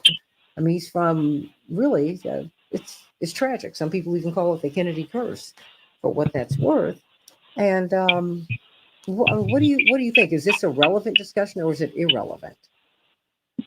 I think it's absolutely a relevant discussion, particularly given the extreme nature of U.S. politics right now, that there's a level of volatility that we haven't seen perhaps since the 1960s in American politics. And my argument for people who say, well, he's only at 8%, I think that's all the more reason for Joe Biden to engage, because people like competition, people like ideas going back and forth. And if you think the RFK is crazy and a conspiracy theorist and funded by Steve Bannon and all those things, all the more reason, because that means the president should be able to run circles around him, to play him as being the outsider, to demonstrate how moderate his policies are in comparison to someone like an RFK. But if you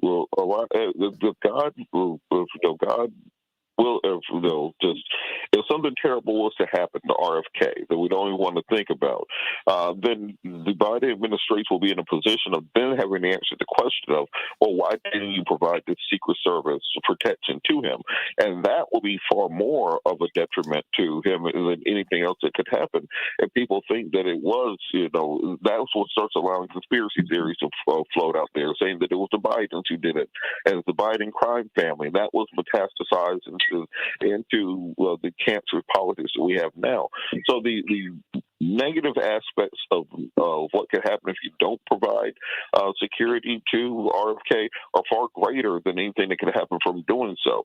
And I think with the proper explanation, given the credible threats that have been made against him, people showing those guns, the family history, I think that's a sufficient justification for why you could be able to waive or edit these rules to make sure you can cover him, but not also having to cover every single Yahoo that declares that they're running for president on any side of the aisle. But I think it's a needle that can be threaded through.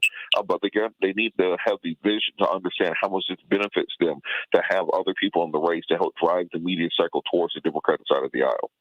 I mean, Dwight, your thoughts, because you and Dr. Gibbs have lived through these assassinations. We have, I think, them, but conscious, and you saw. I can only imagine what it was like, what 1968 was like. I don't know how anybody made it through that year. I've asked my mom about that countless times. Like, how did you get through the year? You know, what at the beginning of the week, the president says, "I'm not going to run and don't draft me because I won't accept it." 4 days later, Dr. King gets killed. Then 6 weeks later, Robert Kennedy's killed. That's just a whole lot. Yeah, and before then was Malcolm, and before then was Mega, and so the history was already there, and before then was John Kennedy. The history of both assassinations were already present by the time Dr. King got killed, and that's why I raised the question. What they would be looking at is who benefits if there is in fact a legitimate assassination of Robert Kennedy. Who benefits from it? Is there a beneficiary from it? And so is conspiratorial as it sounds, even if it is coincidental beneficiary in that, as Robert just said, then the question will be raised is, was it in your best interest for him to have gotten killed? And since you didn't want him involved in the first place, Mr. Biden, and it feeds back into the notion of the Biden family, gangster family, and all of the other stuff that Trump then will raise, and the right will raise, and the conspiratorials will raise. And so it would seem to me, again, I'm like Robert, it would be in your interest, Mr. Biden, to make sure that he has total protection so that there is no threat of him getting killed. So all of those conspiracy issues don't fall out on me on my way hopefully to the White House. I'm right with Robert on that. I think that there can be a bigger problem for him than Robert Kennedy running as a French candidate. 773-763-9278. Let me go to Lee. Lee, what's on your mind today? Hi, Santita. Hey, Lee. I really wanted to talk about something other than Kennedy. Okay. Is that okay? Okay. First, I really want to thank WCPT, Santita Jackson, and all the folks on the show, because you really give the one light for democracy that isn't being allowed to be shown. So thank you so much. Let me just talk about what Dr. Malvo said. We really have to realize that there's something in this country that's running us, and it's not who we think it is. The book, The Power Elite, does a great job of explaining it. It was a 1956 book by C. Wright Mills. If you go to Google for The Power Elite and then look at any of the offerings, they each have an overview. You read the overview, it really tells you what the nuts is of the whole issue. Let me just quote a quick piece out of one of these overviews. The elite pursue a pro-business agenda of reduced taxes, free trade, reduced government programs. Those are for the social programs, and military spending. Now, they don't want to reduce military spending. They want to raise it like crazy, to 48% right now. Let me go on. This agenda benefits the upper class, but the middle class is not organized to challenge it, and that's a very important point. Let's go on. Increasingly, the power elite manipulates the public and sells their policies to it. That's basically called the Republican strategy. Sure. The public has no role in the formation or selection of those policies. That's very true. Well, no, stay right there. Lee, I mean, you're saying a whole... Sure. No, stay right there. You're saying a whole lot. And so... Yeah, I know, I'm sorry. No. I don't want you to apologize at all. Please don't, because Dr. Gibbs, he is speaking. You see a more and more Americans searching. Like Lee reached back 60 plus years to find a book that it's incredible because it is so credible. I mean, it sounds like the world that we're living in, right? And so when you have candidates that you ignore, push to the side, you don't want to protect them. Look, I understand Chris Christie and all these other people want protection. I hear you, but you didn't have a father who was assassinated. You didn't have an uncle who was assassinated. His uncle Teddy got Secret Service protection in the immediate aftermath of his father's assassination, and he got it again in 1972, and on and on and on and on and on. I mean, so when I'm listening to Lee, I'm listening to someone who's asking a lot of questions and who's like, wait a minute, something is not right here. And I think that when you don't protect people, I mean, and you can make exceptions. That's why I made the point, y'all, that an exception was made for Obama. I mean, a full 551 days before. I mean, and mind you, Reverend Frank Watkins, who you knew, Dwight McKee, so well, when they asked him, he was my father's press secretary for 50 plus years.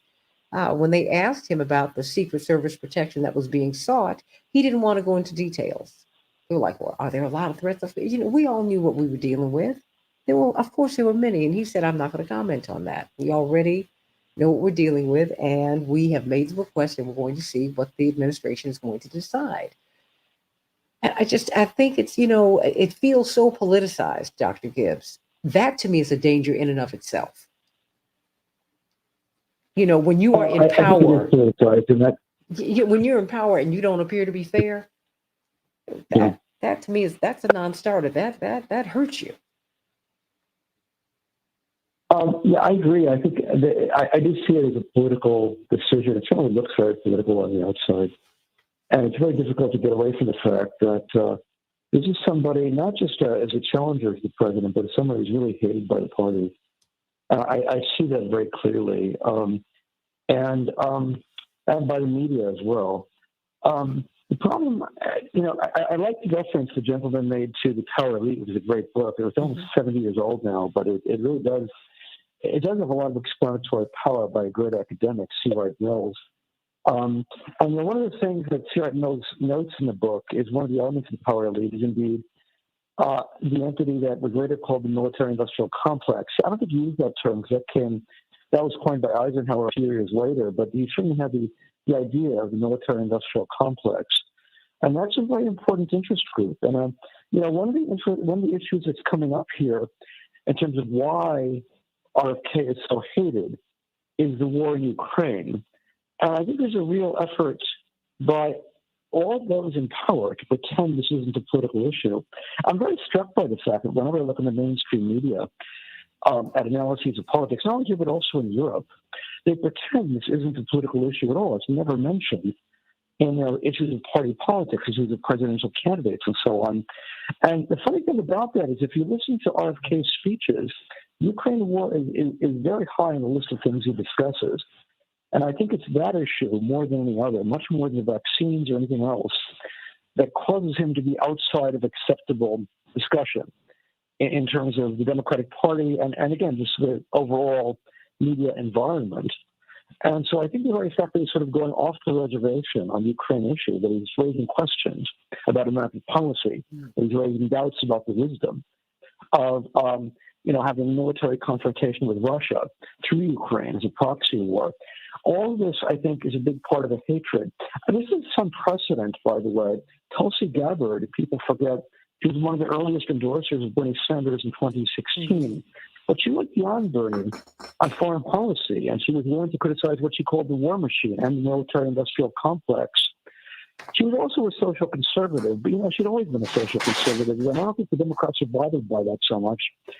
I think she was basically driven out of the Democratic Party, what she was, and she's now on Fox News regularly. And I think the reason is she challenged the Democrats on the sacred issue, and it is a sacred issue for them, of foreign policy. You're not allowed to challenge the military-industrial complex, at least within the confines of the Democratic Party. So I think that's the fact that RFK is doing that, like Tulsi Gabbard did before him, is one of the reasons why he's being denied Secret Service protection. At least that's how it looks to me on the outside.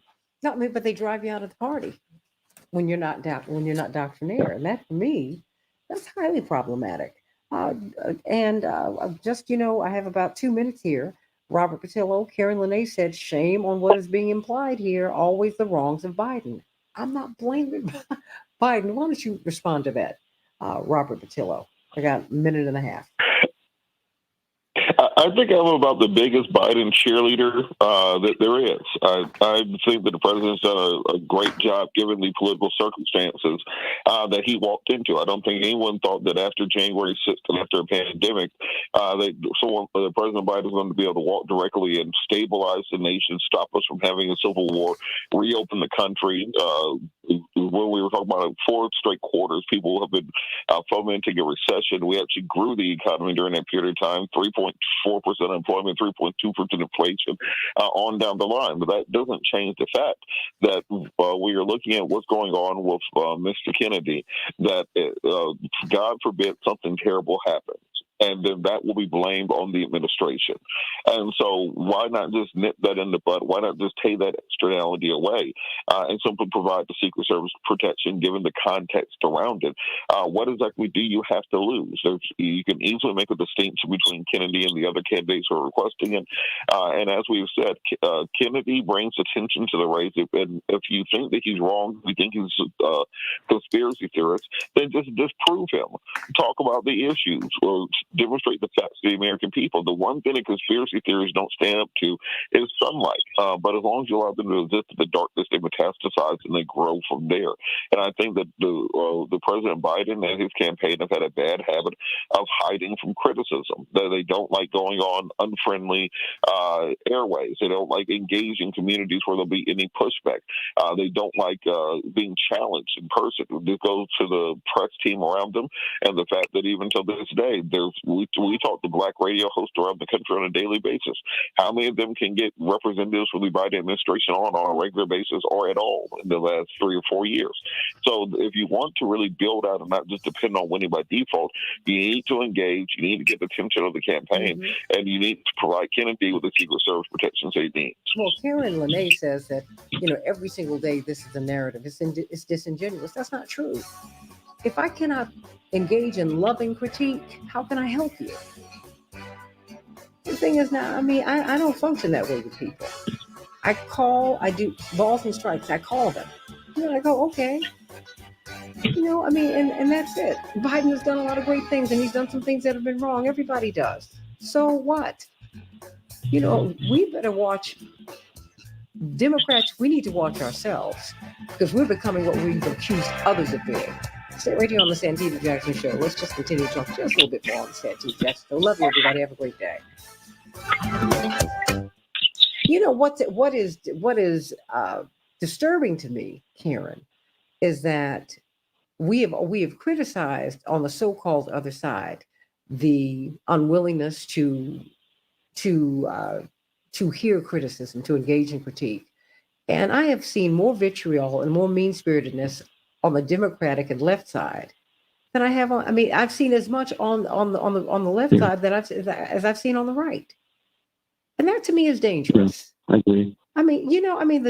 Just be fair. And if you are fair and your argument is strong enough, and if you are morally right, you ultimately will win. You might not win this fight, but you'll win the war. But for me to sit up here and just say every day, I know you listen every day. You said the parties are not the same. They're not. Yeah, they are. They're corporatist. They are corporatist. They are. I've run against them. As a Chicagoan, we've had to run against the Democratic Party. That's what we've had to do. They've not been pro-peace. They have not. They have not covered the backsides of the working people. They have not. You have the UAW workers calling out the Democratic administration. They said, you all negotiated a deal so that we could save the automotive industry, and then you did not come back and save us. That's part of the problem. That's part of the rise of Trump. We're as responsible for Trump as anybody. NAFTA, corporatism, the corporate takeover of the Democratic Party, something that we fought. I'm part of the faction that fought that, Karen. And so when I fight that, I'm not anti the party. I want the party to reflect me, and I want it to help me and to help you. But I'm going to get kicked in the teeth because I'm going to tell you, Biden, I want a justice and policing executive order right now. I want a voting rights executive order right now. Am I wrong? No, I'm not wrong. You need to come on through. Arlene, there are rhetorical differences between the parties, but why is it that things never change? Why is it that the military industrial complex gets fed no matter if the Democrats or the Republicans are in office? They just get fed. Some of the top people in leadership, their children are on boards in Ukraine. It's not just Hunter. I don't need to mention the names here. They're all in it. Those are the facts, Osa. They're all in it. And that's a shame. And it's a shame that we refuse to see it. Because we have made the Democratic Party our God. It is not a religion that you follow. It is a horse that you ride. That's all. That's what a party's supposed to be. Anybody want to respond to that? I think I heard a little amen coming from Dr. Gibbs. Yeah, I think that there is. You touched on an important point that's been bothering me for a long time, which is that, in general, the idea of debate and free exchange of ideas is kind of despised in existing culture, and that tendency, and I'm sorry to say, much more prominent among the Democrats than among Republicans right now. You do see debate in the Republican Party. You do see people like Vivek Ramaswamy, and again, I don't frankly particularly like Vivek Ramaswamy, frankly, but all the same, he is nevertheless raising questions about Ukraine publicly. In the recent open debate that the Republicans have had, in ways you would never see in the Democratic Party. There are all sorts of issues being openly discussed in the Republican Party. Sometimes not discussed well, in my view. Nevertheless, they're at least being openly discussed. You simply don't have that in the Democratic Party. There's very little tolerance, really, for opposing viewpoints or dissent in the Democratic Party right now, and I just see that as a very unhealthy tendency. Anyone else? Dwight, you want to say something here? Yeah, absolutely. I mean, it's the Republican Party in many ways are more democratic than the Democratic Party is, because they at least are open for discussion in the Senate. In many ways, Trump is a descending voice in the Republican Party. Whereas in the Democratic Party, there are no dissenting voices that can be heard for long, because the whole party turns on them and accuses them of blasphemy if you have a dissenting voice. It's extremely unhealthy. And they not just undermine you, they really kind of run you out of the party, you know? It's very, very, very, very, very dangerous. It's going to be very interesting to see how this Biden conversation goes with the president of the Ukraine when he comes in today and tomorrow, and asks for more money, and who dissents on that. I see the Republicans already are saying that they don't want to include that. They want that to be negotiated in the budget, whether or not we keep turning all this money over to the Ukraine, where the Democrats, all they're going to do is bless the request, it seems, and to give them money unaccountably, with no accountability for what's happening with the money. Is there a legitimate result? Can this war be won? Or does a negotiation that has to be on the table? If you raise those issues as a Democrat, somehow they see you as a blasphemer or a heretic. It's very, very, very, very sad. I mean, it's very, and anybody. Go ahead. No. I mean, because I'm seeing Karen, and I hear you, Karen. I'm feeling you. I mean, you all are talking about the accomplishments of the Biden administration. I give you that, and I'm glad about them. Why can't I push him for more? We gave him 80 million plus votes. Yeah. Because even with all that you have given, you're still broke. Yeah. Santita, let me jump in here because I got to get ready to go to court. Of course. We thank you for this discussion. You mentioned, and what came to me is when you mentioned NAFTA. I think NAFTA is a good example. NAFTA was passed under Clinton. It was proposed under Bush.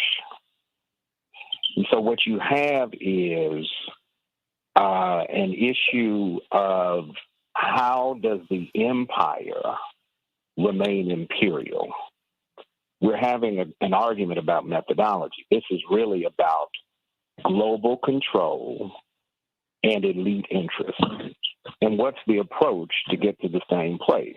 You often raise this issue of the two-party system really being a fight over how we're going to exploit the people, not if we're going to exploit the people.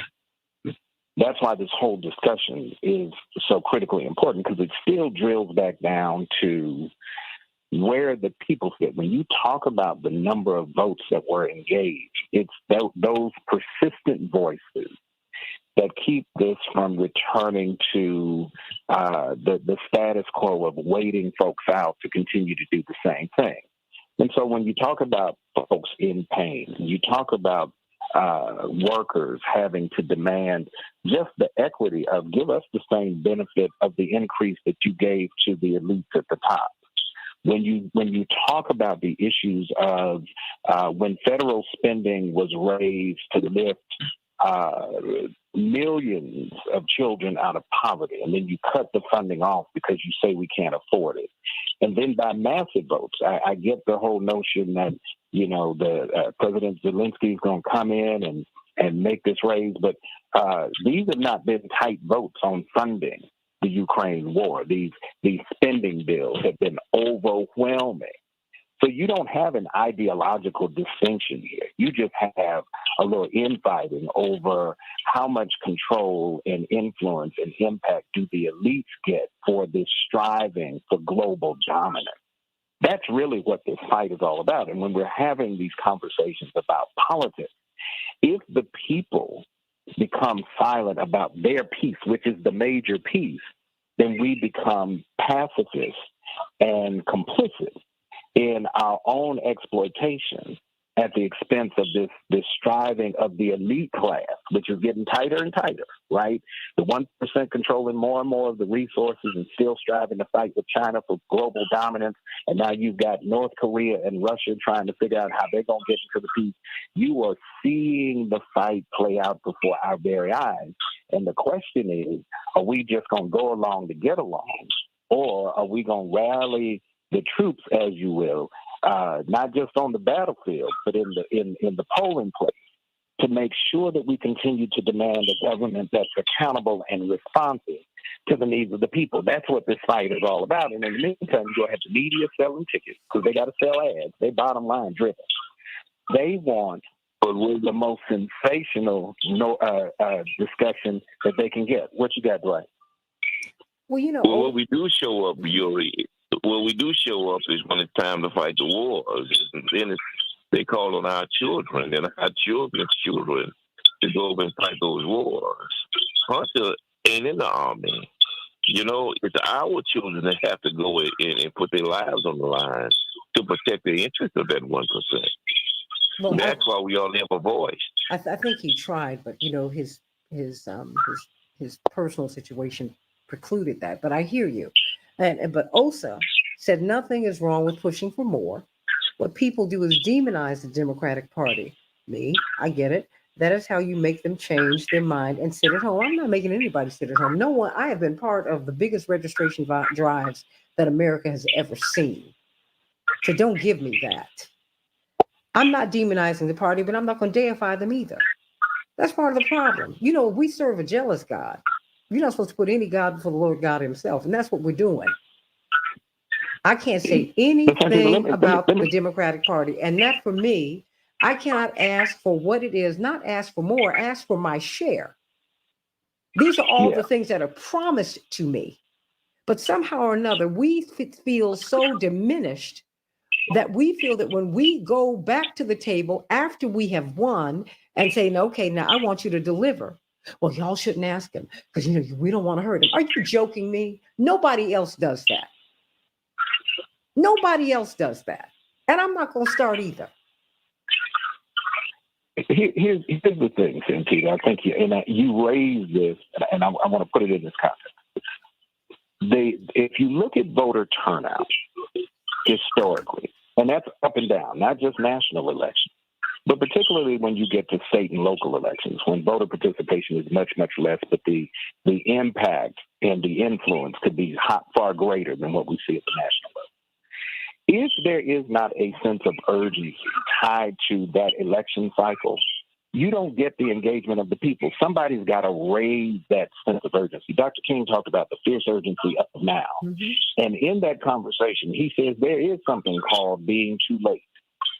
Our challenge is we often show up too late. By the time we get to the notion that it's now important enough for us to really fight this out, they've already divided up the spoils, because this is not a credible fight. The Republicans and the Democrats are not fighting over, whether or not they're going to really take care of the people or not. They're really trying to figure out how much of the part of the pie, which is most of it, by the way, that the elite fight over, has to be released to the interest of the folks who are just going to get dragged anyway. That's the fight we're seeing with the big three automakers and this whole union fight right now, because they're saying, "Oh, we'll offer you 21% to be more than 20%." Now they're doing the incrementalism, but they're not doing incrementalism when they're paying the execs. They're not doing incrementalism when they're paying the paid members of the corporate boards.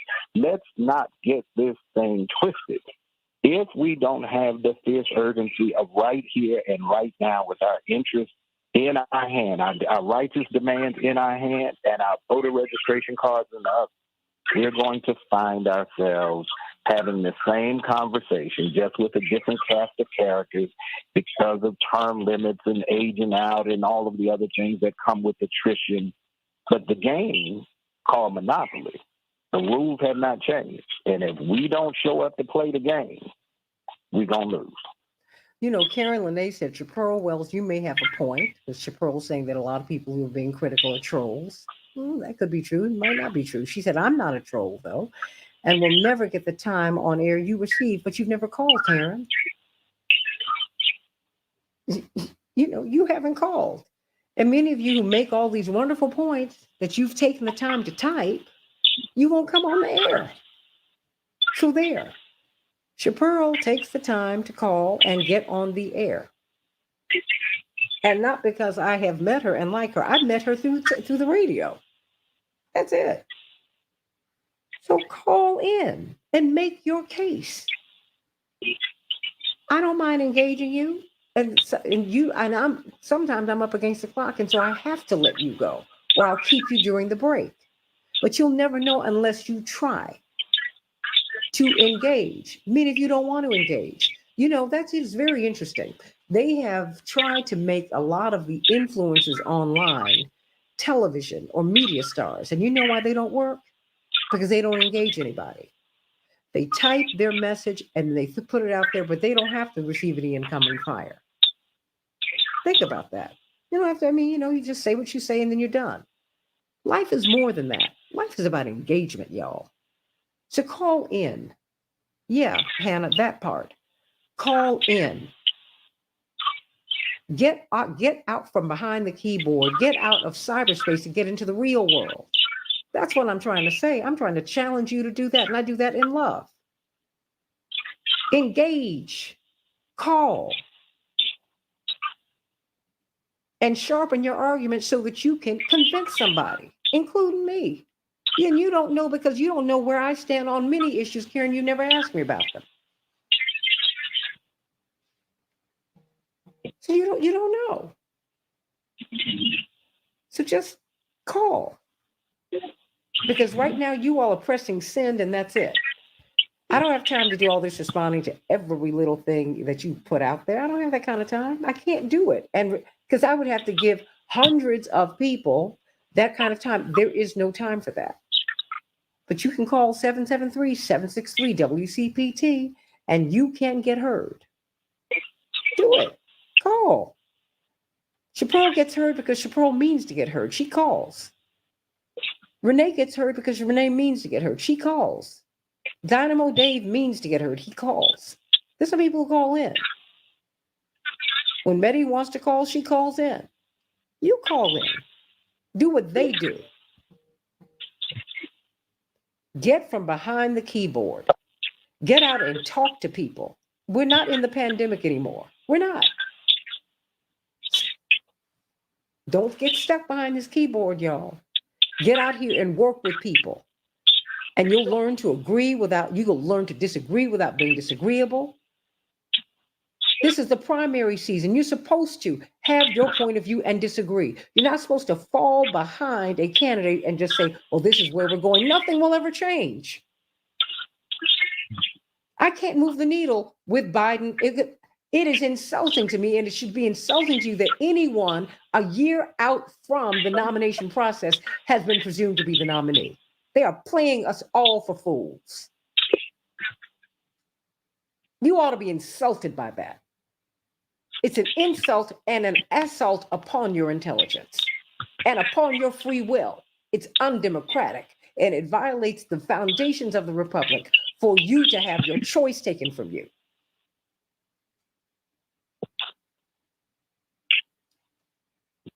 Can't criticize. Nobody's above criticism. What we have to stop doing is destroying people when we criticize them. We need to mature that process.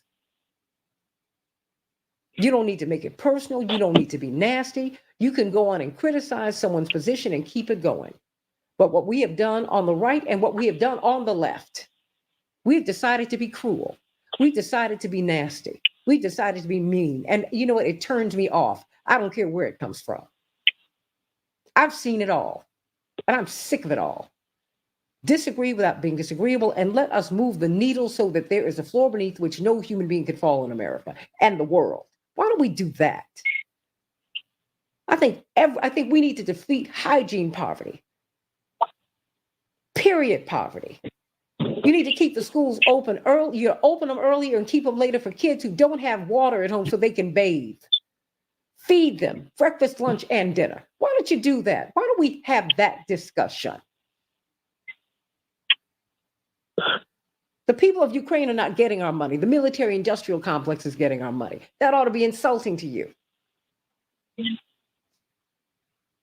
Kennedy is a Democrat, Osa. He just disagrees with the prevailing narrative of the Democratic Party, which is corporatist and which has been taken over by the corporations. He is a Democrat. He's an independent Democrat. How dare you say that he's not a Democrat? His father and uncle were killed going against the prevailing narrative. Dr. King was called a communist. I mean, when are we going to stop this? What makes you more of a Democrat than him?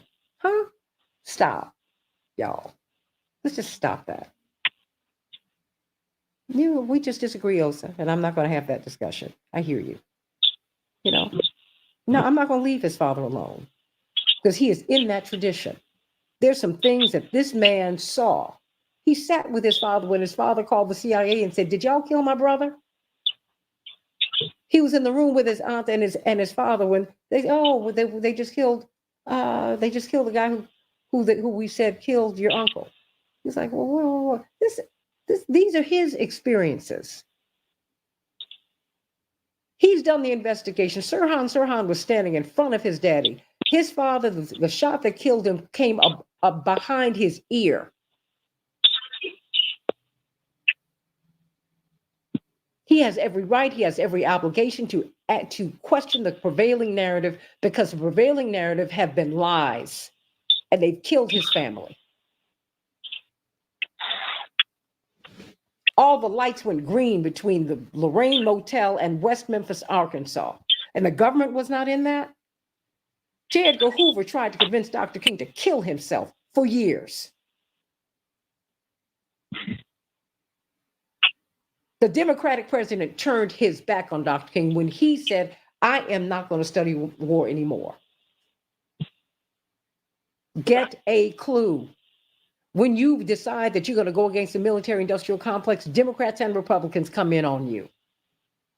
You ought to be tired of it, because their children, by and large, don't fight these wars. We do. Their children don't suffer from the lack of lunch, from the lack of access to information and computers, and on and on and on. We do.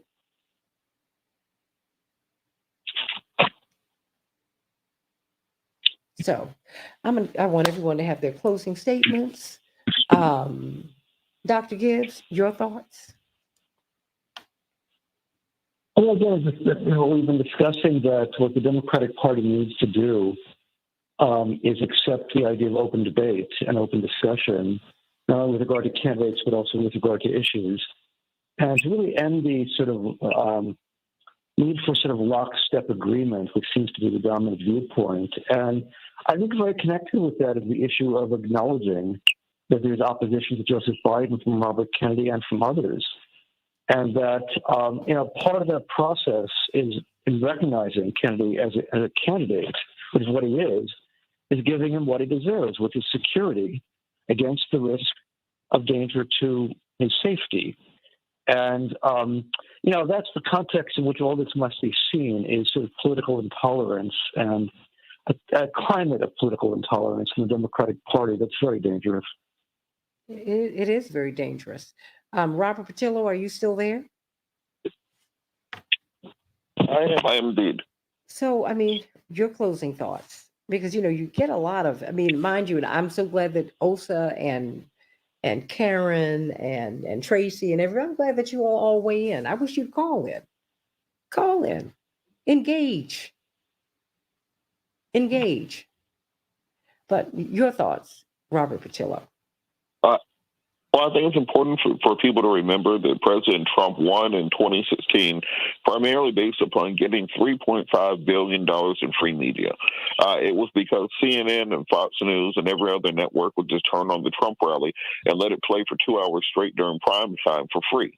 It was because every single news network reported on President Trump 24 hours a day, 7 days a week. And there was no amount of paid campaign media that Hillary Clinton could run that could compete with that. And so he was able to convince a number of swing voters through free media. What we're seeing now is Donald Trump doing the exact same thing. Every single time there's a Trump indictment, we see Donald Trump is leaving the house. Donald Trump's at the airport. Donald Trump got some Starbucks. Donald Trump was on the airplane. Donald Trump landed. Donald Trump driving through Atlanta. Donald Trump got out the car. And they do this every single time. And that is, if you look at his poll numbers in the Republican primary, it went from a 10-point lead over DeSantis to a 60-point lead over DeSantis. If you look at the national polling before Trump started getting indicted and started dominating the news cycle, President Biden was leading him by nearly double digits. Now he's trailing by 1 or 2 points in polling. So the only way for Democrats to push back against that is to create some buzz on their side of the aisle, to actually have some debate, to have some competition, to have something for people to report on. And I think that by embracing Kennedy, by embracing Williamson, by embracing Cornel West, it gives a competition of ideas that ends up motivating more voters to turn out than it does scare them. And I think that they still feel bitten by defund the police and some of the more liberal issues that they felt hurt them in the 2020 election, hurt them in the midterms, and they just want to push them under the rug and hide them out. But I remind people, it was not that long ago that gay marriage was the most controversial issue in American politics. Now it's mainstream. There was a point in time where we couldn't even say the word abortion in American politics. You had to say pro-choice versus pro-life because you couldn't say the word abortion out loud. Now it's part of the mainstream when it comes to campaigning. Transgender issues were unheard of. Now they're mainstream. And the same way that those things become mainstream by talking about them, that's how voting rights have to become. That's the same way that the George Floyd Justice and Policing Act, criminal justice reform, has to happen. And that happens through debate and conversation and commitments. And you're not going to be able to hide your way to the presidency again.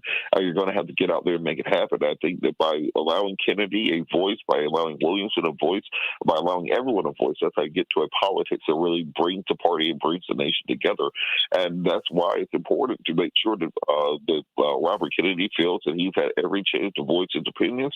If he's wrong, let the voters decide that he is wrong.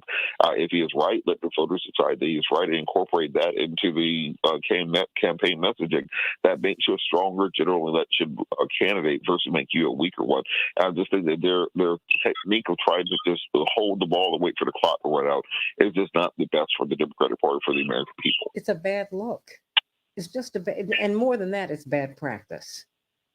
It's just bad practice. That's not how you run. You don't do that. Dwight McKee? Well, the only thing I would add to Robert's statement is not only did he get all of that free publicity, is why he got the vote. He also got the vote because a lot of the white people in this country agree with him. His positions are only far-fetched to those who are on the left, but to the majority of white Americans, they pretty much co-sign with most of his positions. And if we don't deal with that reality and make an adjustment to the reality, then we don't believe in democracy. If we think our way is the only way, if we think our way is the way, the truth, and the life, is that it is a disservice to the reality of democracy to not allow other people to have their opinions and they vote. And then at that point, us make that adjustment to what's going on. Well, Bob, hold on, Dwight. Hold that thought. I want you to look at this because this is to your point. Bob Smith says, I live east of 79th Street. The talk is Trump. Never thought I'd see the day that politics is a subject that I'm hearing from there. Wow. And you're going to see more of that. You're going to see more black men on the Trump team, on the Trump train, because they're beginning to, I predicted this 6 months ago, that they're going to identify with him. If they begin to keep dealing with these charges, many of whom people believe that they are trumped-up charges, that black men are going to identify with him and see it. This is part of the conspiracy of the left. And they're going to drive them to Trump, like they drove a lot of the mega trial crowd to Trump. And so I think that we have to be very, very, very careful in our self-righteousness and assume that only we have the answers, particularly if you're locking everybody out of the debates on your side of the ledger. It then becomes completely undemocratic. Because not the only one has a voice is the candidate that you've chosen. There can be no contrary voices on that side. And you don't want to legitimize the voices on the other side, who they themselves see themselves as the same kind of patriot that you see yourself. And you become all of the things that you have accused the enemy of being. You have to be very careful. Who was that said, I see the enemy and the enemy is us? Well, I hope that we'll see that. Osa says, can you name what Trump did that benefited black people? That's not even what this discussion is about. So I don't know what I don't know what you're hearing. Osa, you say that Trump won because many people refused to show up for Hillary. That is not true. Hillary won the popular vote. What Trump did was target his votes. He got more votes in more different places. He went to Montana. He went to North and South Dakota because they have electoral votes too.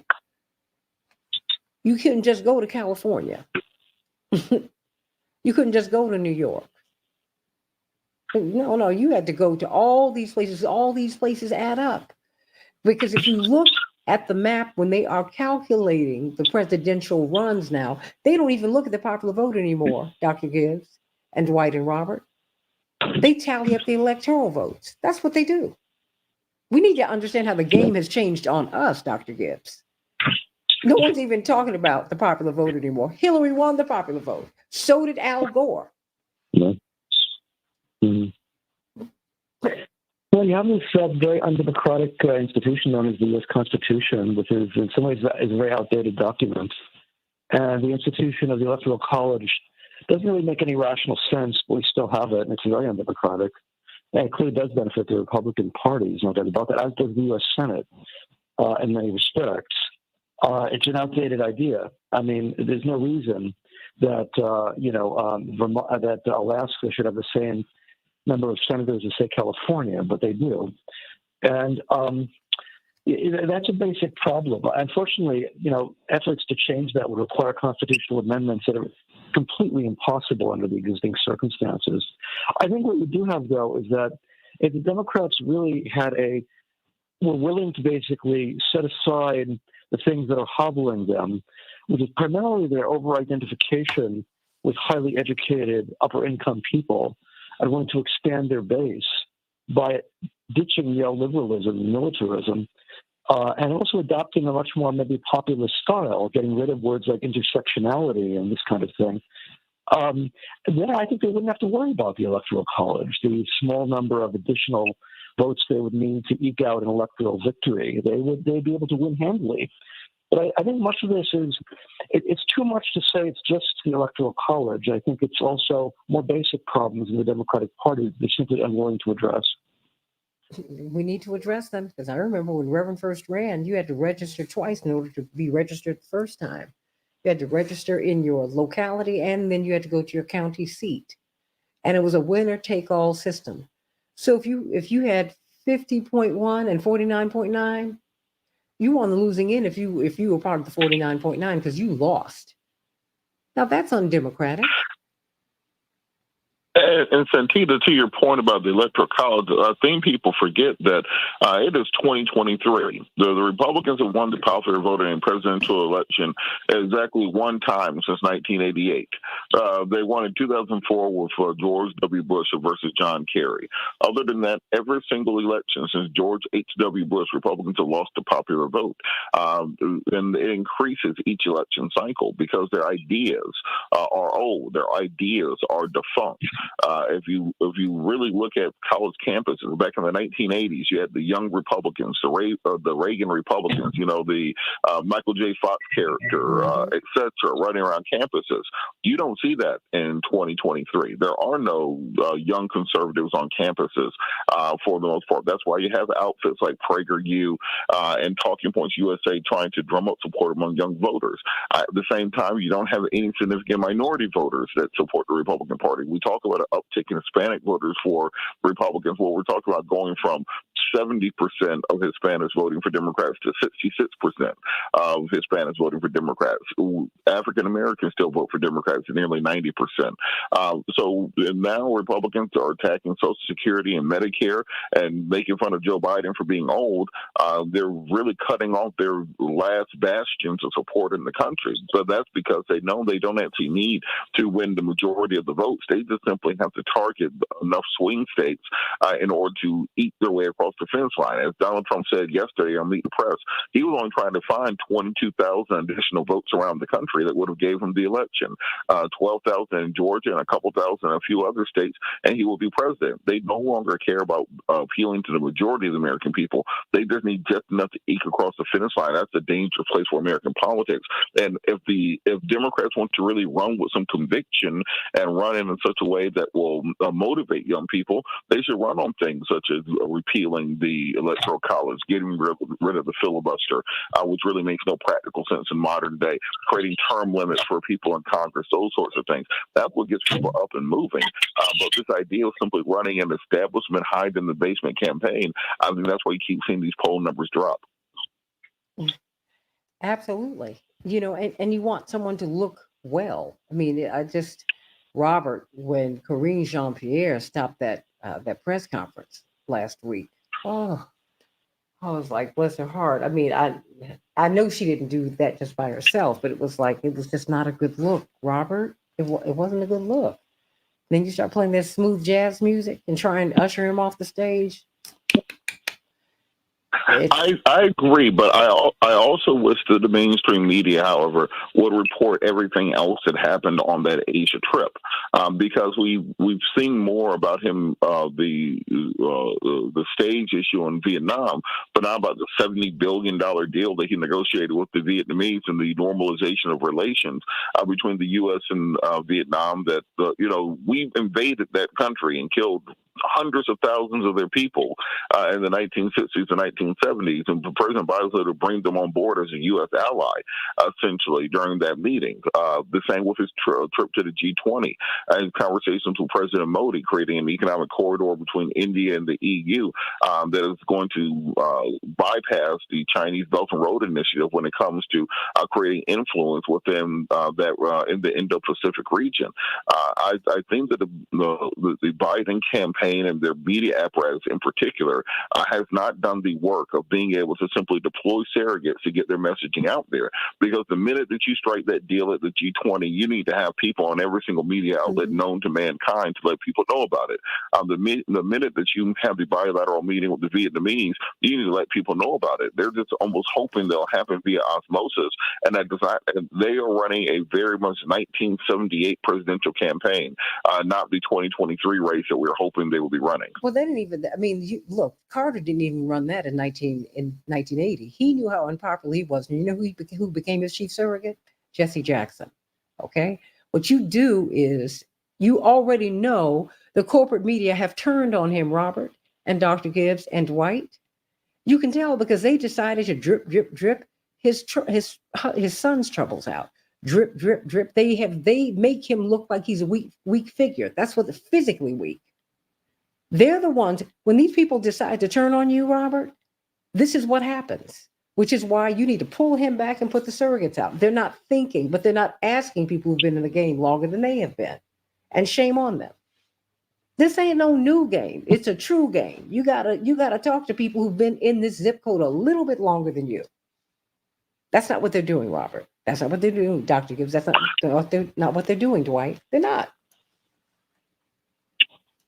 Absolutely, and then just the fact that instead of, as you said, putting surrogates out there, putting people out there who can really carry the administration's message, they allow a vacuum to exist. And in a vacuum, the media is not going to just sit there and report the facts or something. No, they're going to invent their own narrative in that space. So this is why we're having these conversations about is the president too old, as opposed to what he's gotten done during his administration. They're starting to drip out this conversation about, well, who could replace Biden? Will it be Kamala? Or they had the interview with Gavin Newsom where he got to, just effusively deny, like, no, I don't want to run for president, but if you guys want me to, I will, just in case anything happens. And we're seeing that they're very much drumming up this ideology of a shadow campaign. If anybody watches Game of Thrones, particularly the House of the Dragon, this is exactly what they did to Viserys Targaryen, where they try to keep pushing the old king up the door, waiting for him to fall apart, waiting for him to die. But in reality, he's the only thing holding the realm together. And I think that's what people, the message the White House needs to push out there. That, look, this old gray mare may not be what it used to be, but it's still the only thing keeping America together, and it kept this country from falling apart at the seams after 2020, after January 6th, and after the pandemic. And that is something that history will write down. The same way that President Grant, in many ways, has been redeemed by history, but was vilified in his time. I think that's very much the view that people will have of the Biden administration. But it takes getting that messaging out there if you're trying to win in the present day. Yeah, but you have to also open up the process so people feel that you're fair. When people feel that you're not fair, they don't trust you. They might not say it, but they feel it, and eventually it gets said somewhere down the line. So start debating people. Debate Marianne Williamson. Debate Robert Kennedy. Oh, they're not worth. No, don't do that. Don't discount anybody. Get them out there, and you know what? Let them rise and fall on their ideas. That's it. If we started, you would not have some of the greatest candidates and some of the greatest ideas in our history if we use that as a metric. You don't start blocking people out before you started the process. Just get it out there. Get out there. And like I said, when you all want to talk, Get engaged. Call in Karen. Call in Osa. Call in Robert. Call in Bob. Call. Because there's something about talking to people. There's something about that pregnant pause. There's something about, well, I hadn't thought about it that way. Or I could say that. There's something to be said for all of that. You gotta engage people. You can't just talk at people. You need to talk with them. Because when you type something out, no one knows your tone. I don't know what your intention is. No one does. It's just flat. But when you talk to people, when you engage people, you have an opportunity to change some minds. So think about that, everybody. Get engaged, get involved, get people registered to vote, start talking to people, stop talking at people, because that's part of what we're doing. That is the public discourse now. We don't have a discourse. We cuss each other out. That's because we're sitting behind our computer keyboards and we say what we're going to say and then we just walk away. You can't have a marriage that way. You cannot have a relationship that way. No, if you want to be with other people, you can't just have it your way or give them the highway or have them take the highway. It doesn't work like that. Have you ever watched House Hunters on HGTV? Yeah, it's interesting to watch these couples negotiate. Well, I want a 5-bedroom house. My budget is 100,000. Mine is 200,000, and it's one couple. I want 5 bedrooms. Well, I want a fixer-upper. I want turnkey. And eventually, they end up meeting somewhere in between. But that's because they have engaged each other. They didn't text each other. They had to talk to each other. And I hope we'll do that here. What'd you say, TJ? This show is one-sided always. Well, I'm glad you listened. And I hope you call in and give us your side. Why don't you do that? I love you, everybody. Dwight, Dr. Gibbs, Robert, does anyone have anything else they want to say before we go? Okay. I gave all of you the opportunity. Devin, thank you for a great show.